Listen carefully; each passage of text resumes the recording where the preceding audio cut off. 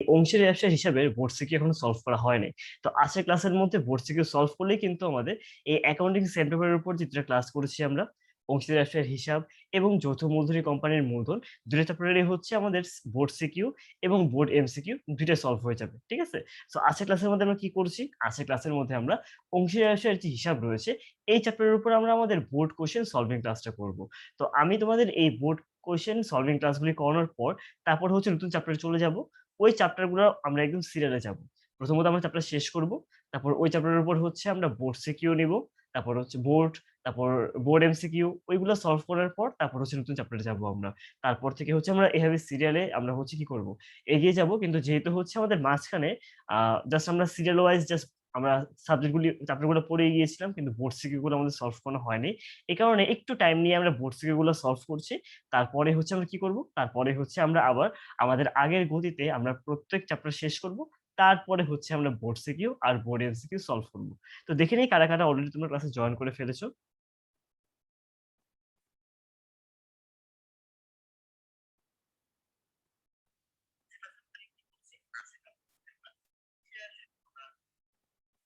ফারিয়া জিজ্ঞেস করছো কেমন আছি? জি আপু ভালো আছি। তোমার কি অবস্থা? দেন মিম বলছো আসসালামু আলাইকুম ভাইয়া। ওয়ালাইকুম আসসালাম আপু। ইফাত এসে পড়েছো। ইফাত বলছো হ্যালো ভাইয়া। আনিকা বলছো আসসালামু আলাইকুম ভাইয়া। ওয়ালাইকুম আসসালাম আপু। দেন আমিনুল এসে পড়েছো। তারপর রিয়াজ জয়েন করেছো। তোমরা সবাই হচ্ছে ক্লাসে জয়েন করে ফেলো। সবাই যখন ক্লাসে জয়েন করে ফেলবে তারপরে আমরা ক্লাসে শুরু করে দিতে পারবো। তো অলরেডি বাজে হচ্ছে আমাদের 4টা 2। আমরা জাস্ট আর 2 মিনিট ওয়েট করি, সবাই ক্লাসে জয়েন করুক। তারপরে আজকে যে ক্লাসটি রয়েছে সেই ক্লাসটা আমরা শুরু করে দিতে পারবো।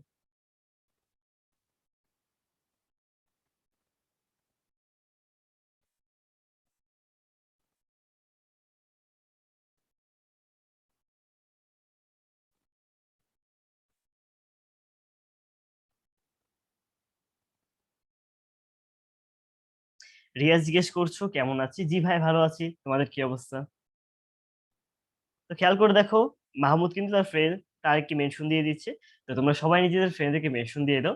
কারণ সাধারণত হচ্ছে আমরা 4টা দিকে ক্লাস নেই, কিন্তু আজকে একটা বিশেষ কারণে আমার বাইরে যেতে হয়েছিল, যার কারণে 4টা বাজে আমার ক্লাস নেওয়া পসিবল হয় নাই। তো এই কারণে হচ্ছে 8টার দিকে কাছে ক্লাসটা নিচ্ছি, একটু আনইউজুয়াল টাইম আমার জন্য। বাট আই হোপ তোমরা সবাই ক্লাসের মধ্যে জয়েন করে ফেলবে, ক্লাসে কোনো প্রবলেম হবে না। তো যেহেতু হচ্ছে তোমরা মোটামুটি সবাই এসে পড়ছো, আমরা আমাদের ক্লাস শুরু করে দিতে পারি। অলরেডি হচ্ছে আমাদের 8টা 3 বেজে গিয়েছে। তো প্রথমত হচ্ছে আমরা আমাদের 2019 সালের যে বোর্ড গুলো রয়েছে সেই বোর্ডের কোশ্চেন গুলো হচ্ছে আমরা সলভ করবো। 2019 সালের মধ্যে হচ্ছে প্রথমত আমাদের আসছে হচ্ছে ঢাকা বোর্ড 19-এর কোশ্চেন। ঢাকা বোর্ড 19-এর মধ্যে সত্যি কথা বলতে খুব একটা ইজি কোশ্চেন ছিল। যেমন এখানে বলা হচ্ছে যে তারা, ঝরা এবং হীরা একটি অংশীদার ব্যবসায় 3 জন অংশীদার। তারা কারবারের লাভ লোকসান অনুপাত 2:2:1 এই অনুপাতে হচ্ছে বন্টন করে নেয়। একজনের 2018 তারিখে তাদের মূলধনের পরিমাণ ছিল 60,000 টাকা, 50,000 টাকা এবং 30,000 টাকা। তারা মূলধন এবং উত্তোলনের উপর 5% সুদ ধার্যের সিদ্ধান্ত নেয়। তারপর এখানে বেতনের কথা বলা রয়েছে, তারপর উত্তোলনের কথা বলা রয়েছে। এরপর বলা রয়েছে যে এই সমন্বয়গুলো সাধনের পূর্বে তাদের নেট মুনাফার পরিমাণ ছিল 65,050 টাকা। তারপর এখানে ক নাম্বারে বলা হচ্ছে যে অংশীদারদের উত্তোলনের সুদ নির্ণয় করো। এরপরে বলা হচ্ছে অংশীদারদের লাভ ক্ষতি আবন্ধন হিসাব প্রস্তুত করো এবং তারপরে বলা হচ্ছে অংশীদারদের মূলধন হিসাব প্রস্তুত করো। সো এগুলো ছিল হচ্ছে আমাদের কোয়েশ্চেন। তো আমরা একদম প্রথম কোয়েশ্চেন থেকে শুরু করি। অংশীদারদের উত্তোলনের সুদ নির্ণয় করতে বলা হয়েছে। সো উক্ত বছরে তারা, ঝরা এবং হীরার উত্তোলনের পরিমাণ ছিল 9,000 টাকা, 6,000 টাকা এবং 3,000 টাকা। এখানে কিন্তু আমাদের কোনো তারিখ উল্লেখ করা নেই। এটা হচ্ছে প্রথমত। আর দ্বিতীয়ত জাস্ট এখানে আমাদের মোট জাস্ট উত্তোলনের কথা উল্লেখ করা রয়েছে। আমরা জানি যখন কিনা আমাদের মোট উত্তোলনের কথা বের করতে বলে, তখন আমরা হচ্ছে আগে উত্তোলনের সুদ বের করব। তারপর হচ্ছে সেটাকে আমরা অর্ধেক করে দিব। অথবা সহজ কথায় বলতে গেলে হচ্ছে আমরা ৬ মাসের সুদ ধার্য করব। তো খেয়াল করে দেখো আমাদের বলা রয়েছিল উত্তোলনের উপর 5% হারে কি করতে হচ্ছে? সুদ ধার্য করতে হচ্ছে। সো আমরা এখানের মধ্যে প্রত্যেকের সুদের উপর হচ্ছে আমরা 5% করে দিব। তো তারা উত্তোলনের পরিমাণ ছিল কত টাকা? ৯,০০০ টাকা। এরপর করে দিলাম আমরা 5%। তারপর এটাকে হচ্ছে আমরা ৬ দিয়ে গুণ দিব এবং ১২ দিয়ে ভাগ দিব। বা অন্য কথায় হচ্ছে আমরা অর্ধেক করে দিব। কেন? কারণ ১ম এ বলেছিলাম যদি হচ্ছে এনি হাউ আমরা দেখি যে আমাদের কোয়েশ্চেন এর মধ্যে কোন তারিখ উল্লেখ করা নেই কিন্তু উত্তোলনের পরিমাণ দেওয়া রয়েছে, তখন আমাদেরকে ৬ মাসের সুদ ধার্য করতে হয়। তো প্রত্যেকের ক্ষেত্রে আমরা সেম কাজ করব। আমরা এই ক্ষেত্রে হচ্ছে ৯,০০০ টাকা, ৬,০০০ টাকা এবং ৩,০০০ টাকা এদের উপর 5% সুদ ধার্য করব। তারপর এগুলাকে হচ্ছে আমরা ৬ দিয়ে গুণ করব এবং ১২ দিয়ে ভাগ করব। তাহলে তারার উত্তোলনের সুদের পরিমাণ বের হচ্ছে ২২৫ টাকা, ঝড়ের উত্তোলনের সুদের পরিমাণ হচ্ছে ১৫০ টাকা এবং হীরার উত্তোলনের সুদের পরিমাণ হচ্ছে ৭৫ টাকা। সো এটাই ছিল হচ্ছে আমাদের ক নাম্বার কোয়েশ্চেনের অ্যান্সার। আই হোপ তোমাদের উত্তোলনের সুদগুলো সম্পর্কে মনে আছে। যদি হচ্ছে আমাদের সারা বছরের জাস্ট মোট উত্তোলন দেওয়া থাকে, তখন আমরা ৬ মাসের সুদ ধার্য করি। তারপর যদি হচ্ছে আমাদের বলা থাকে কোয়েশ্চেনের মধ্যে প্রতি মাসের ১ম তারিখে উত্তোলন করা হয়েছে, তাহলে আমরা পার্সেন্টেজ করে তার সাথে ৬.৫ গুণ করে দিই। যদি প্রতি মাসের মাঝে উত্তোলন করা হয়, পার্সেন্টেজ করে আমরা কি গুণ করে দিব? পার্সেন্টেজ বের করার পরে আমরা ৬ দিয়ে গুণ দিয়ে দিব। আর যদি আমাদের প্রতি মাসের শেষে উত্তোলন করি, তখন পার্সেন্টেজ নির্ণয় করার পর আমরা ৫.৫ দিয়ে গুণ দিয়ে দিব। সো এটা ছিল হচ্ছে আমাদের উত্তোলনের সুদের যে ব্যাখ্যাটা ছিল। তারপর নেক্সট আমাদের এখানে বলা হচ্ছে যে অংশীদারদের লাভ লোকসান আবন্টন হিসাব প্রস্তুত করো। সো লাভ লোকসান আবন্টন হিসাব কিভাবে প্রস্তুত করতে হয়? আই গেস তোমাদের সবার মনে আছে। এক্ষেত্রে হচ্ছে আমাদের ৪ টা রোল আমরা কি করতে হবে? কলাম করতে হবে। বিবরণ, টাকা, বিবরণ, টাকা। এই ৪ টা কলামের মধ্যে হচ্ছে আমরা এই আমাদের সকল কিছু হচ্ছে আমরা কনটেন্ট উল্লেখ করে দিব। তো উপরে লিখব হচ্ছে আমরা অংশীদারদের নাম। তারা, ঝরা ও হীরা। তারপর লিখব হচ্ছে লাভ লোকসান আবন্টন হিসাব এবং তার নিচে হচ্ছে আমরা তারিখ উল্লেখ করে দিব। সো এই ম্যাথটা দেওয়া ছিল হচ্ছে ২০১৮ সালের ১ জানুয়ারি তারিখে। তাদের মূলধন ছিল এত এবং ম্যাথটা শেষ হয়ে হচ্ছে ওই বছরেরই হচ্ছে ১ ডিসেম্বর তারিখে। তাই লিখে দিব ২০১৮ সালের ১ ডিসেম্বর তারিখে সমাপ্ত বছরের জন্য। তারপর আমাদের যদি মনে থাকে আমরা প্রথমত শুরু করি হচ্ছে নিট লাভ দিয়ে। তো এই কোয়েশ্চেনে বলাই ছিল আমাদের ২০১৮ সালের ১ ডিসেম্বর তারিখে নিট মুনাফার পরিমাণ ছিল ৳৬৫,০৫০। আমরা প্রথমত লিখব এখানের মধ্যে বিশদ আয় বিবরণী লিখব অথবা আমরা লিখব হচ্ছে আয়, ব্যয়, লাভ লোকসান বিবরণী লিখতে পারি আমরা অথবা বিশদ আয় বিবরণী লিখতে পারি। বাট তোমাদের লেভেলের মধ্যে হচ্ছে লেখা উচিত আয়, ব্যয় বিবরণী। তারপর হচ্ছে বা লাভ লোকসান বিবরণী এই ওয়ার্ডটা লিখে আমরা লিখে দিব নিট লাভ কত টাকা? ৳৬৫,০৫০। তারপর আমরা ক্রেডিট দিকে নিয়ে আসবো হচ্ছে কোনগুলা? ক্রেডিট দিকে হচ্ছে আমরা নিয়ে আসবো আমাদের আয়গুলো নিয়ে আসবো। আর ডেবিট দিকে হচ্ছে আমরা আমাদের ব্যয়গুলো নিয়ে আসবো। সো এই ম্যাথের মধ্যে আমাদের জাস্ট একটাই আয় দেওয়া ছিল সেটা হচ্ছে উত্তোলনের সুদ। আর ব্যয়ের মধ্যে কোনগুলো রয়েছে বলতো? ব্যয়ের মধ্যে এখানের মধ্যে রয়েছে হচ্ছে আমাদের মূলধনের সুদ হচ্ছে এটা ব্যয়ের মধ্যে গিয়ে পড়ছে। তারপর এখানে হচ্ছে আমাদের বেতনের কথা উল্লেখ করা ছিল। এটা আমাদের ব্যয়ের মধ্যে গিয়ে পড়ছে। তো আমরা উত্তোলনের সুদ তো ১ম এ বের করে আসলাম।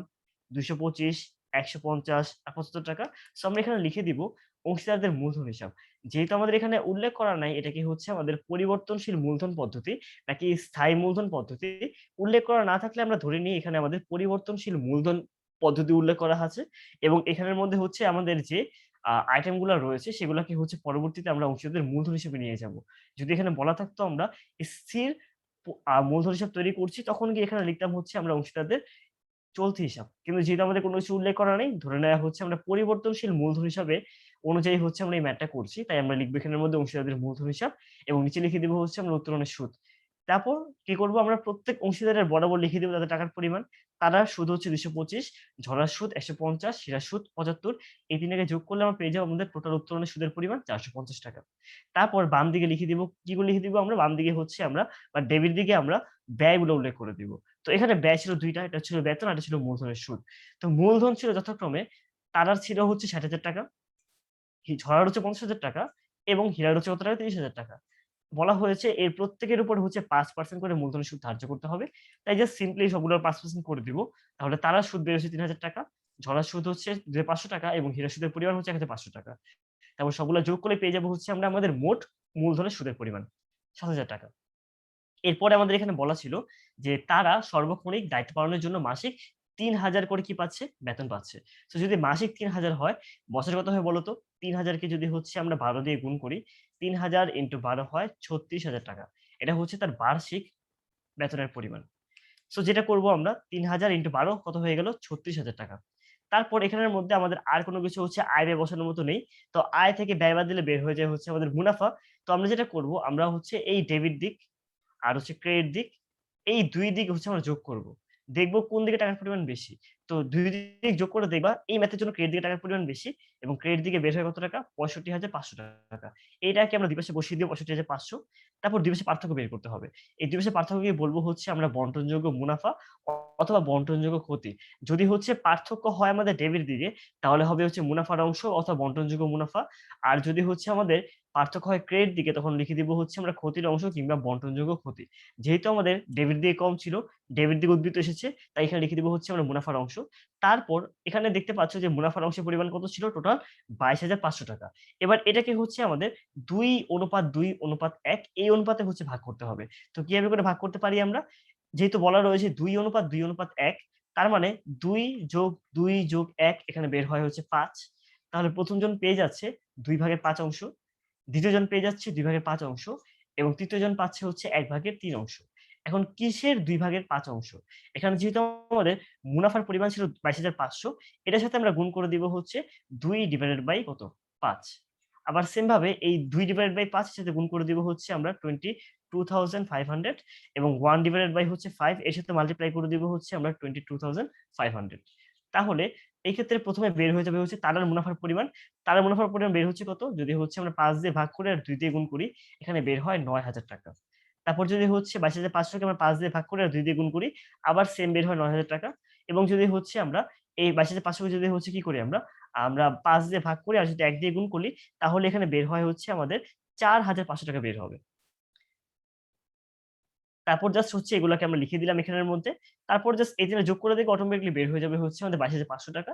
এরপর জাস্ট আমাদের ম্যাথ শেষ। এখানে আমাদের আর কোন হচ্ছে ঝামেলা করার মতো কিছু নেই। তো এভাবে হচ্ছে আমরা আমাদের লাভ লোকসান আবরণ হিসাব তৈরি করতে পারি।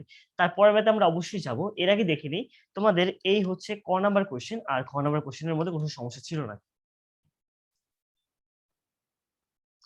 আব্দুল্লাহ বলছো মূলধনের সুদ উত্তোলন সুদ ৫% না? হ্যাঁ, এখানে বলাই আছে আমাদের মূলধন এবং উত্তোলন সুদের পরিমাণ ছিল হচ্ছে ৫%।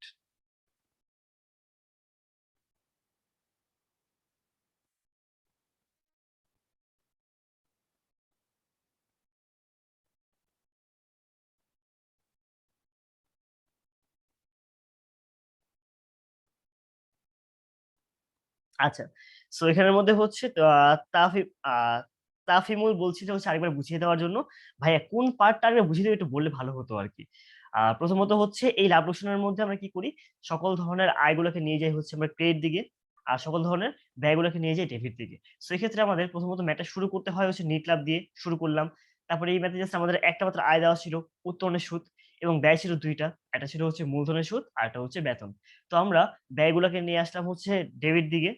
আর আয়গুলোকে নিয়ে আসলাম হচ্ছে আমরা ক্রেডিট দিকে। তো মূলধনের সুদ ছিল যথাক্রমে ২২৫, ১৫০ আর ৳৭৫ এবং এখানে ব্যয়ের পরিমাণ ছিল হচ্ছে আমাদের মূলধনের সুদ ৩,০০০, ২,৫০০, ১,৫০০ আর বেতন ছিল হচ্ছে 36,000।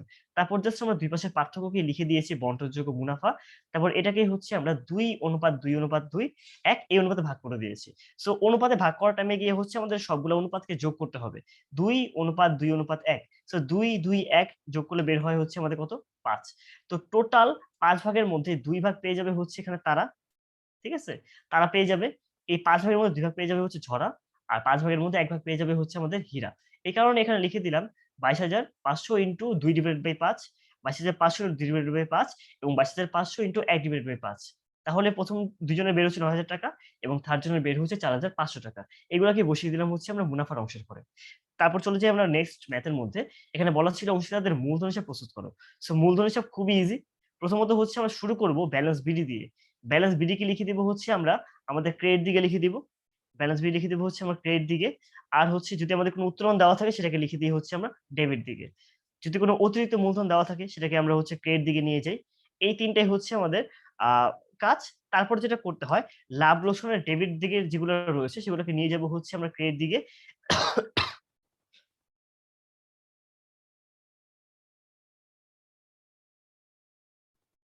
I am extremely sorry. So যেটা বলতে নিয়েছিলাম লাভ লোকসানের ডেবিট দিকের গুলো নিয়ে যাবো হচ্ছে ক্রেডিট দিকে। শুধুমাত্র যদি কোন ঋণের সুদ দেওয়া থাকে সেটাকে আমরা নিয়ে আসবো না। আবার আমাদের লাভ লোকসানের ক্রেডিট দিকের গুলাকে আমরা নিয়ে আসবো আমাদের মূলধনের ডেবিট দিকে। তারপর জাস্ট আমাদের ম্যাথটা সলভ হয়ে যাবে। তো আমরা শুরু করব হচ্ছে ব্যালেন্স বিল দিয়ে। আমাদের এই কোয়েশ্চেনে বলা ছিল ৩ জনের মূলধনের পরিমাণ ছিল যথাক্রমে ৳৬০,০০০, ৳৫০,০০০ এবং ৳৩০,০০০। এটাকে লিখে দিব আমরা ব্যালেন্স বিডি হিসেবে ২০১৮ জানুয়ারির ১ ব্যালেন্স বিডি তারার ঘরে ৬০,০০০, ঝরার ঘরে ৳৫০,০০০ এবং হীরার ঘরে ৳৩০,০০০। এরপরে আমাদের এই কোয়েশ্চেনের উত্তোলন দেওয়া ছিল কত? তারা, ঝরা এবং হীরার উত্তোলনের পরিমাণ ছিল ৯,০০০, ৬,০০০ এবং ৳৩,০০০। এটাকে লিখে দেব হচ্ছে আমরা ডেবিট দিকে ২০১৮ ডিসেম্বর ৩১। খেয়াল করে দেখো ব্যালেন্স বিডি কিন্তু হচ্ছে আমাদের জানুয়ারি ১ আর এখানে বলাই ছিল যে উক্ত বছরে টোটাল উত্তোলন ছিল এত। তো এটাকে লিখতে হবে হচ্ছে ডিসেম্বরের ৩১ তারিখে। লিখে দিব উত্তোলন হিসাব ৯,০০০, ৬,০০০ এবং ৩,০০০। যেহেতু এখানের মধ্যে আমাদের অতিরিক্ত মূলধন দেওয়া নাই বা এমন কোনো আইটেম নাই যেটা আমাদের মূলধন হিসেবে আসার কথা বাট আমাদের আলোচনা আসবে না। এমন যেহেতু কোনো আইটেম নাই, তারপর যেটা করব আমরা ডাইরেক্ট আমাদের এখানের মধ্যে ডেবিট দিকের গুলাকে আমরা ক্রেডিট দিকে নিয়ে আসবো। সো ডেবিট দিকে কোনগুলা ছিল আমাদের? মূলধনের সুদ, বেতন, মুনাফার অংশ। এই ৩ টা ডেবিট দিকের গুলাকে হচ্ছে আমরা এখানে ক্রেডিট দিকে নিয়ে আসবো। তো উপরে আগে লিখব লাভ লোকসান আবন্টন হিসাব। যেহেতু এই আইটেম গুলাকে আমরা লাভ লোকসান থেকে আনলাম তাই লিখে দিব এখানের মধ্যে হচ্ছে লাভ লোকসান আবন্টন হিসাব। তারপর জাস্ট আমাদের যে ৩ টা ব্যয় রয়েছে এটাকে সিরিয়ালে লিখে দিব। মূলধনের সুদ, বেতন এবং মুনাফার অংশ। তারপর যার যার ঘরে টাকা টাকা বসিয়ে দিব। যেমন মূলধনের সুদ দেওয়া ছিল এখানের মধ্যে কত? মূলধনের সুদ দেওয়া ছিল হচ্ছে আমাদের ৩,০০০, ২,৫০০ এবং ১,৫০০। এই ৩ টাকে আমরা এখানে বসিয়ে দিব। তারপর হচ্ছে বেতন ছিল একজনের টাকা মাত্র তার টাকা 36,000 টাকা। আর মুনাফার অংশ বের করেছিলাম ৯,০০০, ৯,০০০, ৪,৫০০। তারপর যেটা করতে হবে আমাদের এখানের মধ্যে ক্রেডিট দিকে যে আইটেম গুলো ছিল মানে উত্তোলনের সুদ সেটাকে বসিয়ে দিব হচ্ছে আমরা এখানে ডেবিট দিকে। একটাই মাত্র ছিল সেটা হচ্ছে উত্তোলনের সুদ। এই উত্তোলনের সুদ হচ্ছে লিখে আমরা যা করে টাকা বসিয়ে দিলাম এবং উপরে আমরা লিখব হচ্ছে অংশীদারদের লাভ লোকসান আমন্ত্রণ হিসাব। কারণ লাভ লোকসান আমন্ত্রণ হিসাব থেকে হচ্ছে আমরা উত্তোলনের সুদকে মূলধন হিসেবে নিয়ে এসেছি। তারপর জাস্ট খুবই সিম্পল জিনিস আমরা ২ পাশ যোগ করব। ২ পাশ যোগ করে পার্থক্যকে হচ্ছে লিখে দিব আমরা ব্যালেন্স সিরি। ব্যালেন্স বিডি সিরি কিভাবে বের করতে হয় অলরেডি হচ্ছে আমরা খতিয়ানের মধ্যে এবং আরো অনেক জায়গার মধ্যে করে এসেছি। তাই এটা আমি আলাদা করে দিচ্ছি না। তোমরা অলরেডি জানো। জাস্ট ২ পাশে পার্থক্যকে লিখে দিব হচ্ছে আমরা ব্যালেন্স সিরি হিসেবে এবং এই ব্যালেন্স সিরি পরবর্তী মাসের ১ম তারিখে হয়ে যাবে হচ্ছে ব্যালেন্স বিডি। তো ব্যালেন্স বিডির সিরি বরাবর লিখব হচ্ছে আমরা ডিসেম্বর ৩১ আর বিডির বরাবর লিখব হচ্ছে পরবর্তী সালের ১ম তারিখ ২০১৯ সালের জানুয়ারি ১ এখানে লিখে দেব ব্যালেন্স বিডি। এই সিডির পরিমাণগুলাই হচ্ছে এখানে বিডি হিসেবে এসে পড়বে। সো এই ম্যাথটা খুব ইজি ছিল। এখানে কোনো ঝামেলা কিছু ছিল না। ঝামেলা দিতে পারত। লাইক যদি বলে দিত এখানের মধ্যে যে বেতন ডেবিট করার পর কিন্তু অন্যান্য সমন্বয়গুলো সাধন করার পূর্বে নেট মুনাফা এত। তো ওই ক্ষেত্রে হচ্ছে আমরা বেতনকে এই লাভ লোকসানের মধ্যে আনতাম না। কিন্তু বেতনকে কিন্তু ঠিকই আমরা হচ্ছে মূলধন হিসাবের মধ্যে আনতাম। এরকমভাবে অনেক রকম ঝামেলা করা যায়। কিন্তু বোর্ডের মধ্যে হচ্ছে তেমন ঝামেলা করে নাই। ঝামেলাগুলো তোমাদের অলরেডি ক্লাসে করে দিয়েছি। তো আই গেস তখন তোমরা বুঝে গিয়েছিলে। এখন জাস্ট হচ্ছে আমরা বোর্ড কোয়েশ্চেন এর প্রতি একটু মনোযোগ দিচ্ছি বেশি।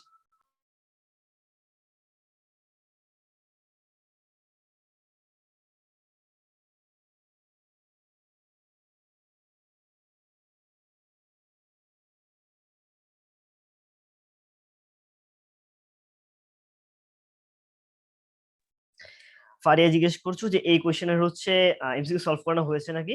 আমি মোস্ট প্রবাবলি করিয়েছিলাম। বাট এটা সিওর হওয়া লাগবে। তোমরা যারা ক্লাস করছো এটা সিওরলি বলে দিও তো আমি আসলে ভুলে গিয়েছি। কারণ বেশ কয়েকটা ক্লাস নেওয়ার কারণে আমি এমসিকিউ ক্লাস নিয়েছিলাম বাট এই চ্যাপ্টারে নিয়েছি নাকি আমি সিওর না। মোস্ট প্রবাবলি নিয়ে নেওয়া হয়েছে। আচ্ছা। সো মনীষা বলছিল ঋণের সুদ থাকলে কি হবে? যদি ঋণের সুদ দেওয়া থাকতো, ঋণের সুদকে হচ্ছে আমরা শুধুমাত্র এখানে ডেবিট দিকে নিয়ে আসতাম। উপরে লিখতাম মনে করো যে তারা নিয়ে আসলো হচ্ছে ঋণ। তখন লিখতাম যে তারার ঋণ হিসাব এবং নিচে লিখে দিতাম হচ্ছে ঋণের সুদ। এই ঋণের সুদ শুধুমাত্র হচ্ছে আমরা লাভ লোকসানের মধ্যে আনতাম। কিন্তু এই মূলধন হিসেবে নিয়ে আসা হতো না। ঋণের সুদ চলে যাবে হচ্ছে আমাদের আ ঋণ হিসাবে চলে যাবে। তখন আমরা যদি তারা ঋণটা আনে, তারা ঋণ হিসাব নামে হচ্ছে আলাদা করে আমরা একটা কি করব? আমরা আরেকটা খতিয়ান করব। ওইখানে লিখে দিব হচ্ছে তারার ঋণ হিসাব নামে একটা খতিয়ান হবে এবং ওই জায়গায় হচ্ছে আমরা ঋণের সুদটাকে উল্লেখ করব। সো ঋণের সুদ যদি আমাদের দেওয়া থাকে তখন শুধুমাত্র হচ্ছে আমাদের কোথায় আসবে? আমাদের লাভ লোকসানের মধ্যে আসবে এবং ঋণ হিসাবে আসবে কিন্তু আমরা মূলধন হিসাবে আনবো না। কারণ ঋণের সুদ ঋণ বাড়িয়ে দিচ্ছে। এটার সাথে আমাদের মূলধনের কোনো সম্পৃক্ততাই নেই। আচ্ছা। আ জেনি বলছো যে তুমি সায়েন্স অ্যাসিস্ট্যান্ট হয়ে ক্লাস করছো। ধন্যবাদ আপু তুমি ক্লাসটি করছো। That's a great pleasure for me। তারপর চলে আসি হচ্ছে আমরা আমাদের নেক্সট কোয়েশ্চেন এর মধ্যে যেটা ছিল হচ্ছে রাজশাহী বোর্ড ১৯ এর। এখানে বলা হচ্ছে যে নুসরাত, আফরিন ও বৃষ্টি হচ্ছে একটা অংশীদার আসে ৩ জন অংশীদার। ঠিক আছে? আমরা ফুল উদ্দীপক পড়ার আগে আমরা কোয়েশ্চেন গুলো পড়ে নিই একবার। ক তে বলা ছিল যে ঋণের সুদে জাবেদা দাও। তারপরে বলা হচ্ছে লাভ লোকসান আউট হিসাব তৈরি করো। অ্যান্ড ৩ নাম্বারে গিয়ে বলা হচ্ছে বৃষ্টির মূলধন হিসাব তৈরি করো। খুবই ইন্টারেস্টিং একটা কোয়েশ্চেন। সো ঋণের সুদ নির্ণয় করো।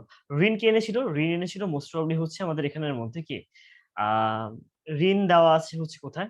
এই যে ২০১৮ সালের ১ জানুয়ারি তারিখে বৃষ্টি ৳১০,০০০ অতিরিক্ত মূলধন এবং আফরিন ৳১৫,০০০ হচ্ছে কি করেছিল?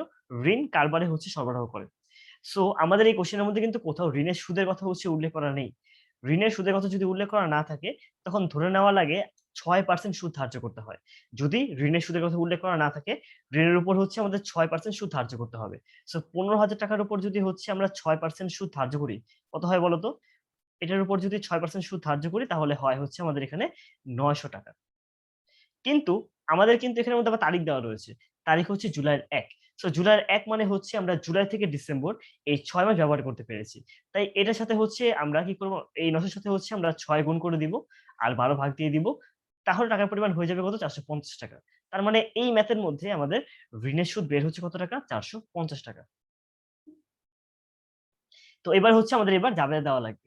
সো মনে রাখবা এক্ষেত্রে হচ্ছে যদি হচ্ছে আমরা সাধারণ ম্যাথের ক্ষেত্রে জাবেদা দিতাম হচ্ছে ঋণের সুদ ডেবিট, নগদান হিসাব ক্রেডিট অথবা ঋণের সুদ ডেবিট, বকেয়া ঋণের সুদ ক্রেডিট।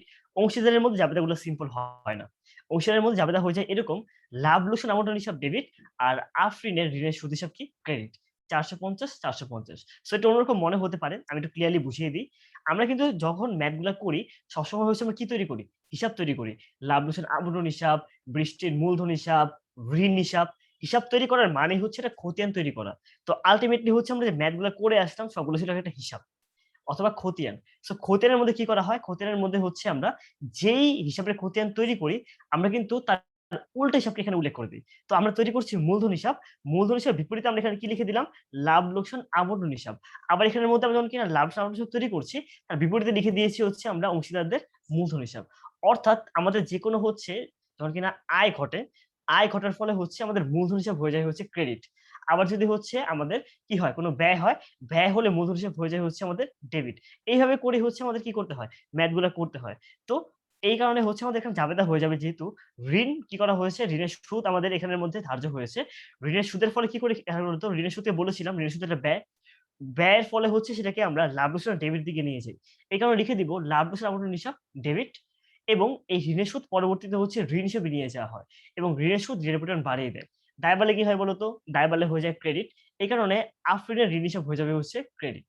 তার ফলে আমাদের বলতে পারি ঋণের সুদের জাবেদা হচ্ছে লাভ লোকসান আবর্তন হিসাব ডেবিট এবং আফরিনের ঋণ হিসাব ক্রেডিট। তোমাদেরকে হচ্ছে আমি আরেকটু ক্লিয়ারলি বলে দেই। যদি হচ্ছে আমরা দেখি আমাদের এই চ্যাপ্টারের মধ্যে কোন ধরনের হচ্ছে আয় দেওয়া রয়েছে। যেকোনো আয়ের জন্য কি হয় বলতো? যেকোনো আয়ের জন্য আমাদের লাভ লোকসান হয়ে যায় হচ্ছে ক্রেডিট। আর আমাদের কি করি আমরা? ওই যে আমাদের আয়টা হলো সেটাকে হচ্ছে আমরা মূলধনের কোথায় নিয়ে আসি আমরা? আ আমরা হচ্ছে ডেবিট দিকে নিয়ে আসি। এই কারণে যেটা করব আমরা যদি হচ্ছে প্রতিষ্ঠানের কোনো আয় হয়, যেকোনো আয়ের জন্য জাবেদা হচ্ছে এরকম মূলধন হিসাব হচ্ছে ডেবিট অথবা অংশীদারদের মূলধন হিসাব ডেবিট আর লাভ লোকসান আবন্টন হিসাব ক্রেডিট।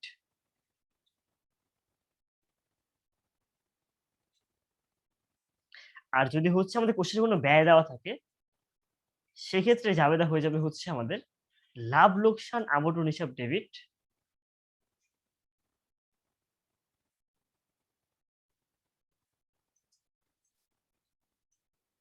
এবং মূলধন হিসাব হয়ে যাবে কি ক্রেডিট।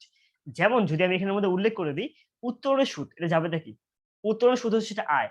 উত্তোলনের সুদে জাবেদা হয়ে যাবে অংশীদারদের মূলধন হিসাব ডেবিট এবং লাভ লোকসান আবন্টন হিসাব ক্রেডিট। যদি বলা হয় মূলধন সুদে জাবেদা কি? মূলধন সুদে জাবেদা হয়ে যাবে হচ্ছে লাভ লোকসান আবন্টন হিসাব ডেবিট এবং মূলধন হিসাব ক্রেডিট। কিন্তু যদি হচ্ছে আমাদের মূলধনের সুদের জায়গায় ঋণের সুদ বলা থাকে, ঋণের সুদ কিন্তু আমরা মূলধন হিসাবের মধ্যে আনি না। এই কারণে আমরা ওই ক্ষেত্রে মূলধন হিসাব না লিখে জাস্ট লিখে দিব হচ্ছে আমরা ঋণ হিসাব। অর্থাৎ যে সকল এন্ট্রি গুলা হচ্ছে আমাদের মূলধন হিসাব এবং অংশীদারদের লাভ্যতার আমন্ত্রণ হিসাব ২ জায়গার মধ্যেই হচ্ছে আসে। সেক্ষেত্রে হচ্ছে আমরা ২ টাকে প্রভাবিত করব। আর যদি হচ্ছে এমন হয় একটা আসে হচ্ছে আমাদের লাভ লোকসানের মধ্যে, আরেকটা আসে ঋণ হিসাবের মধ্যে, অথবা যদি এমন হয় একটা আসে হচ্ছে আমাদের লাভ লোকসানে, আরেকটা আসে চলতি হিসাবের মধ্যে, ওই অনুযায়ী হচ্ছে আমরা কি করব? জাবেদাগুলো করব। দেখব নির্দিষ্ট একটা লেনদেন আমাদের লাভ লোকসান এবং অন্য হিসাবের কোথায় বসছে। যেখানে বসছে ওই অনুযায়ী গিয়ে হচ্ছে আমরা আমাদের জাবেদা করে দিব। যেমন ঋণের সুদকে কি করা হয়? ঋণের সুদকে হচ্ছে আমরা লাভ লোকসানের ডেবিট দিকে বসাই আর ঋণের ক্রেডিট দিকে বসাই। এই কারণে জাবেদা হয়ে গেল হচ্ছে লাভ লোকসান আবন্টন হিসাব ডেবিট এবং আফটার ঋণ হিসাব হয়ে গেল হচ্ছে ক্রেডিট। কেউ একজন বলেছিল লাস্ট ক্লাসের মধ্যে হচ্ছে আমাকে অংশীদারদের এই জাবেদাগুলো দেখিয়ে দেওয়ার জন্য। সো তুমি যদি ক্লাসে থাকো, আই হোপ তুমি বুঝে গিয়েছো কিভাবে করে অংশীদারদের এই জাবেদাগুলো হচ্ছে উল্লেখ করতে হয়। নিচে জাস্ট লিখে দিব যে আফটার ঋণের সুদ কি করা হলো? হিসাবভুক্ত করা হলো। আই গেস তোমরা হচ্ছে এই আয় ব্যয়ের যে হচ্ছে জাবেদা ছিল সম্পর্কে ক্লিয়ার আইডিয়া পেয়ে গিয়েছো। তো একটু আমাকে বলে দিও যে এই ২ টা জাবেদার মধ্যে তোমাদের কোনো সমস্যা রয়েছে নাকি? বা বুঝতে পারোনি এমন কোনো পার্ট রয়েছে নাকি?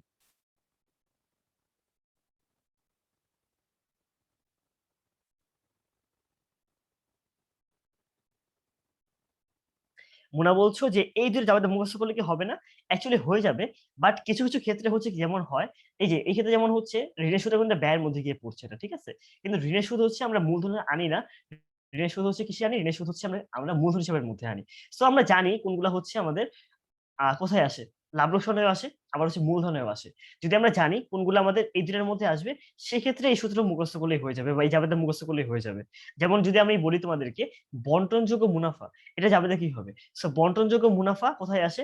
লাভ লোকসানের ডেবিট দিকে আসে আর মূলধনের ক্রেডিট দিকে আসে। এই কারণে জাবেদা হয়ে যাবে হচ্ছে আমাদের মূলধন হিসাব কি হয়ে যাবে? মূলধন হিসাব হয়ে যাবে হচ্ছে আমাদের ক্রেডিট আর লাভ লোকসান হয়ে যাবে হচ্ছে আমাদের ডেবিট। ওকে? আচ্ছা আমি মনে হয় উল্টা লিখে ফেলেছি এখানের মধ্যে। যখন কিনা হচ্ছে আমাদের আয় হবে, ঠিক আছে? আয়ের ক্ষেত্রে ঠিকই আছে, ঠিকই আছে। যখন কিনা হচ্ছে আমাদের ব্যয় হচ্ছে, ব্যয়ের ক্ষেত্রে আমরা ডেবিট করি। আচ্ছা ফাইন। যখন কিনা আমাদের কি হচ্ছে? যখন কিনা হচ্ছে আমাদের আ ব্যয় এবং মুনাফা ২ ক্ষেত্রে হচ্ছে এই কাজটা করা হয়। বন্টনযোগ্য মুনাফাকেও কিন্তু কি করি আমরা ব্যয়ের দিকে বসিয়ে দিই। কারণ যেহেতু হচ্ছে এটা আমাদের একটা ব্যালেন্স প্রকাশ করছে। সো মুনাফাটা যদিও হচ্ছে আমাদের ব্যয়ের মধ্যে গিয়ে পড়ে না, বাট স্টিল হচ্ছে মুনাফার জাবেদা হয়ে যাবে সেম। লাভ লোকসান আমূল্য হিসাব ডেবিট এবং মূলধন হিসাব হয়ে যাবে হচ্ছে ক্রেডিট। আচ্ছা। তো চলে যাই হচ্ছে আমরা আমাদের পরের পার্টের মধ্যে। তো ঋণের সুদকে আসলে ৬ মাস ধরতে হবে। যদি হচ্ছে ঋণের উপর সুদের কথা উল্লেখ করা না থাকে, আমরা ৬% সুদ ধরবো এবং সময়ের কথা উল্লেখ করা না থাকলে আমরা ৬ মাস ধরবো। সো ঋণের সাথে হচ্ছে ৬ ওয়ার্ডটা একদম জড়িত। প্রথমত হচ্ছে সুদ দেওয়া না থাকলে আমরা ৬% সুদ ধরবো। আর যদি হচ্ছে আমাদের মাস উল্লেখ করা না থাকে তখন আমরা ৬ মাস হচ্ছে ধরে নিব। অর্থাৎ আল্টিমেটলি গিয়ে হচ্ছে আমাদের ৩% সুদ ধার্য করতে হয়। বাট ৩% কথা উল্লেখ করলাম না, বলে তোমরা আসলে কনফিউজড হয়ে যাবা। তাই জাস্ট জেনে রাখো নরমালি হচ্ছে আমরা ৬% সুদ ধরি। আর সময় উল্লেখ করা না থাকলে আমরা ৬ মাসের সুদ ধার্য করি। এরপরে আমাদের এখানে বলা হচ্ছে খ নাম্বারে লাভ লোকসান আমূল্য হিসাব তৈরি করো। তো হচ্ছে আমরা এবার যেটা করব, আমরা হচ্ছে পুরো কোয়েশ্চেনটা পড়ব। তারপর ইম্পোর্টেন্ট পার্ট গুলো হচ্ছে আমরা মার্ক করে যাব। তো এখানে মূলধন দেওয়া ছিল 50,000, 40,000 আর হচ্ছে 30,000। এরপরে হচ্ছে মূলধন আর উত্তোলন সুদের কথা বলা ছিল। তারপরে হচ্ছে আমাদের এখানের মধ্যে মাসিক বেতন দেওয়া আছে। এরপরে দেওয়া আছে কি আমাদের উত্তোলন দেওয়া আছে। তারপরে অতিরিক্ত মূলধন এবং ঋণ দেওয়া আছে।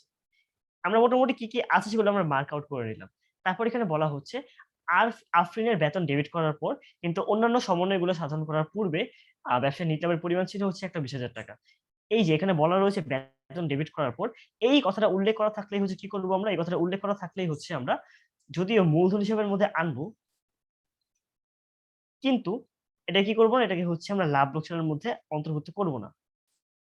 লাভ লোকসানের মধ্যে কি করব না? আমরা অন্তর্ভুক্ত করব না। কারণ লাভ লোকসানের মধ্যে হচ্ছে অলরেডি অন্তর্ভুক্ত করা আছে। ডেবিট করার মানেই হচ্ছে অলরেডি কি করা হয়েছে? অন্তর্ভুক্ত করা হয়ে গিয়েছে। নতুন করে করার দরকার নাই। তাই এটাকে আমরা আর আনবো না। কিন্তু মূলধন হিসাবের মধ্যে হচ্ছে অবশ্যই দেখিয়ে দিব। এ কারণে খেয়াল করে দেখবা বেতনটা এখানে আসেই নাই। ঠিক আছে? বেতন কার আসে নাই? আফরিনের বেতন আসে নাই। কিন্তু যেহেতু হচ্ছে বেতন ছিল ২ জনের, একটা ছিল হচ্ছে আফরিনের, আরেকটা ছিল বৃষ্টির। এই বৃষ্টির বেতনকে হচ্ছে আমরা অবশ্যই নিয়ে আসবো। আমরা ম্যাথটা সলভ করতে গিয়ে দেখব।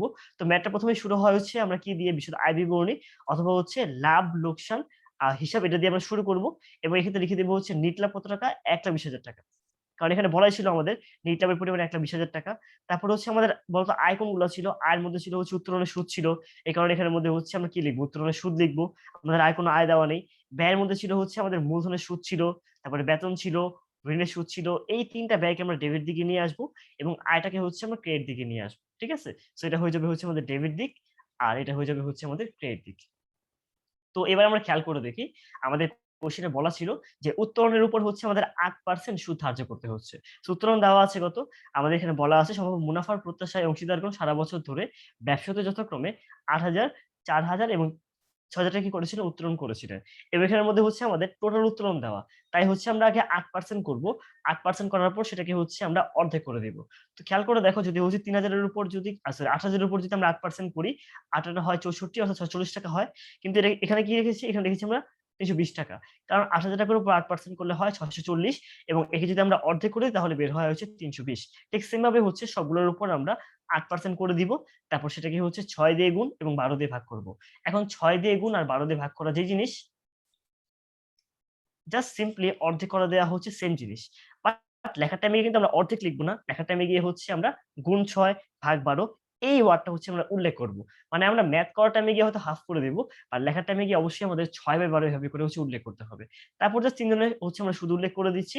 এরপর ৩ টা যোগ করলে আমাদের মোট উত্তোলনের সুদের পরিমাণ বের হয়ে যাবে হচ্ছে ৳৭২০। তারপর চলে আসি হচ্ছে আমরা এখানে ক্রেডিট দিকে চলে আসি। সরি ক্রেডিট দিক তো শেষ, ডেবিট দিকে চলে আসি।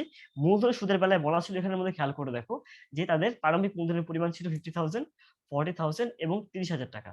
অ্যান্ড এখানের মধ্যে হচ্ছে ২০১৮ সালের ১ জুলাই তারিখে ৳২০,০০০ অতিরিক্ত মূলধন হচ্ছে আনয়ন করেছিল। তো মূলধনের সুদ বের করার টাইমে গিয়ে হচ্ছে আমাদের সাধারণ মূলধন এবং অতিরিক্ত মূলধন ২ টার উপর সুদ ধার্য করতে হবে।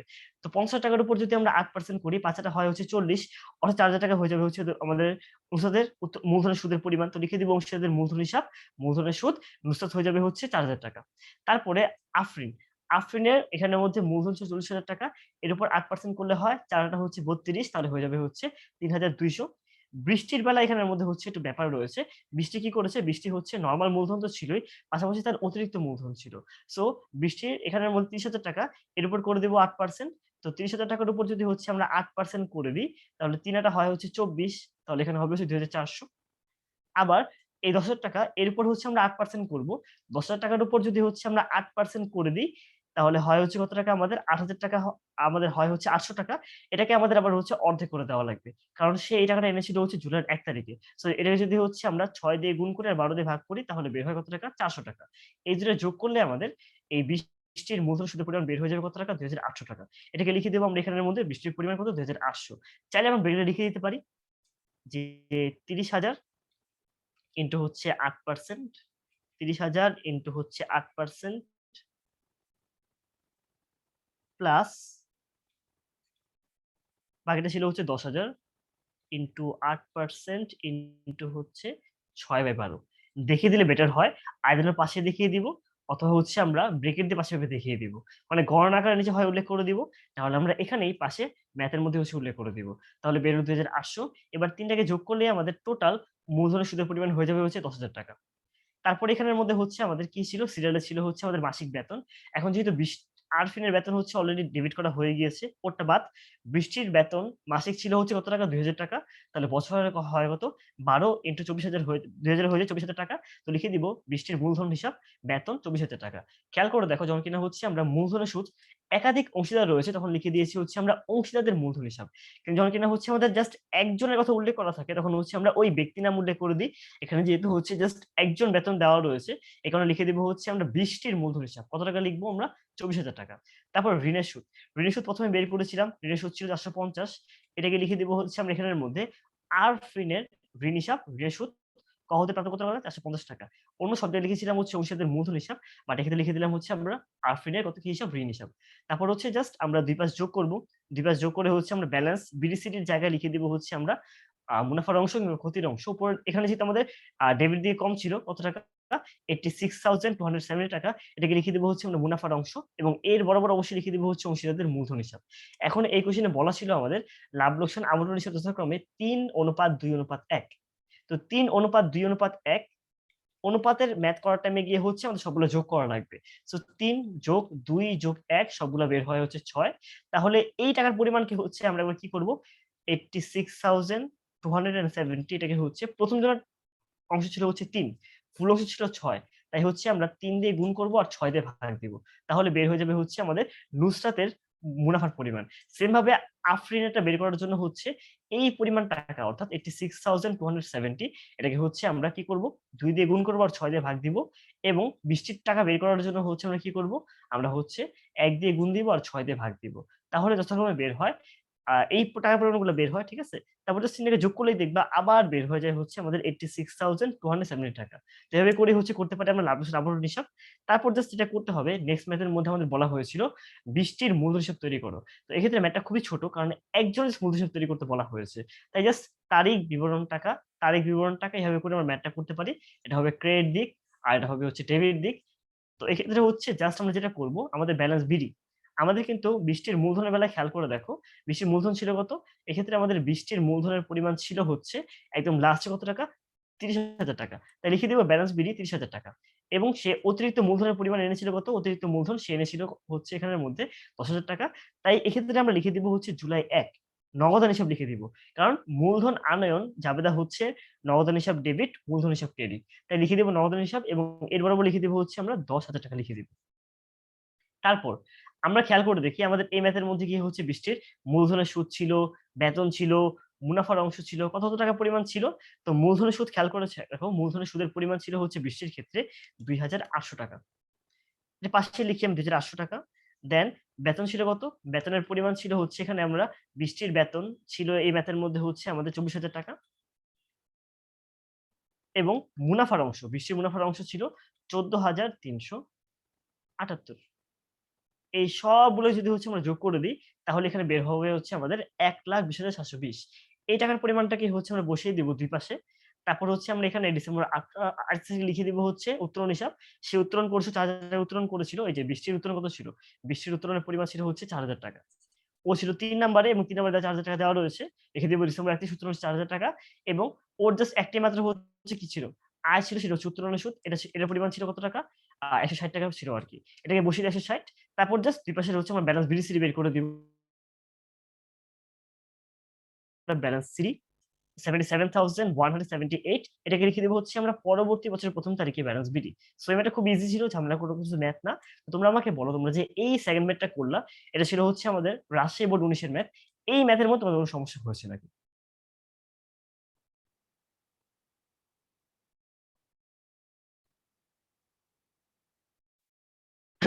আচ্ছা, সো নুসরাত আফরিন ওর যে 4,3200 বের করেছেন।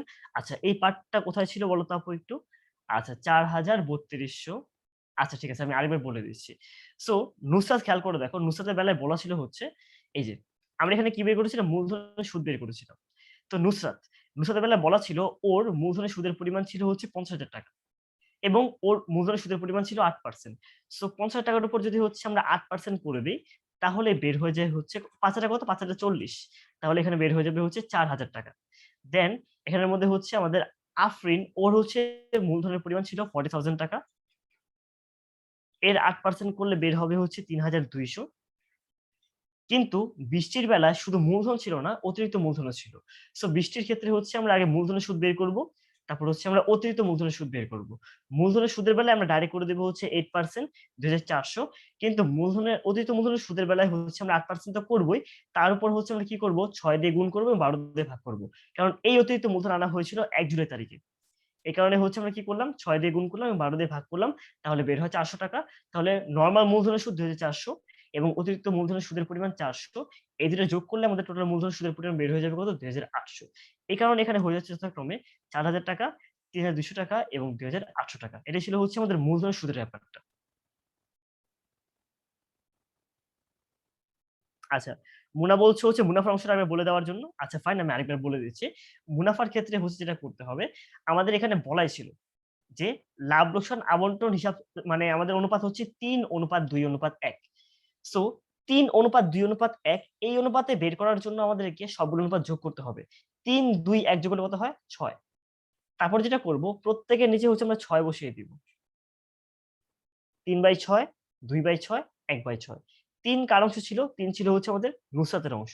তো যেটা করব, আমাদের এই বন্টনযোগ্য মুনাফার সাথে আমরা গুণ করে দিব ৩ আর ভাগ করে দিব হচ্ছে ৬। 86,270 এর সাথে যদি হচ্ছে আমরা ৩ গুণ করে দিই আর ৬ ভাগ করে দিই, তাহলে বের হয় হচ্ছে 43,135 টাকা। তারপর হচ্ছে নেক্সট এর ক্ষেত্রে আফরিনের ক্ষেত্রে বের হবে হচ্ছে আমাদের কত টাকা? ২৮,৭২৭ টাকা, এবং বৃষ্টির ক্ষেত্রে বের হবে হচ্ছে ১৪,৩৭৮ টাকা। তারপর জাস্ট তিনটা যোগ করে দিলেই আমাদের বের হয়ে যাবে হচ্ছে 86,270 টাকা। ঠিক আছে? এটা ছিল হচ্ছে আমাদের বন্টনযোগ্য মুনাফার ব্যাপারটা।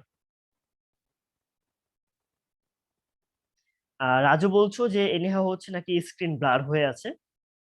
আমার এখানের মধ্যে আসলে আমি নিজে দেখছি, তো আমার এখানের মধ্যে এখন স্ক্রিন ব্লার হয় নাই। একটু কাইন্ডলি বলে দিও যে তোমাদের কারো হচ্ছে স্ক্রিনের মধ্যে স্ক্রিন ব্লার হয়ে আছে নাকি? অথবা কারো কোনো সমস্যা হচ্ছে, একটু থাকলে বলে দিও আমাকে।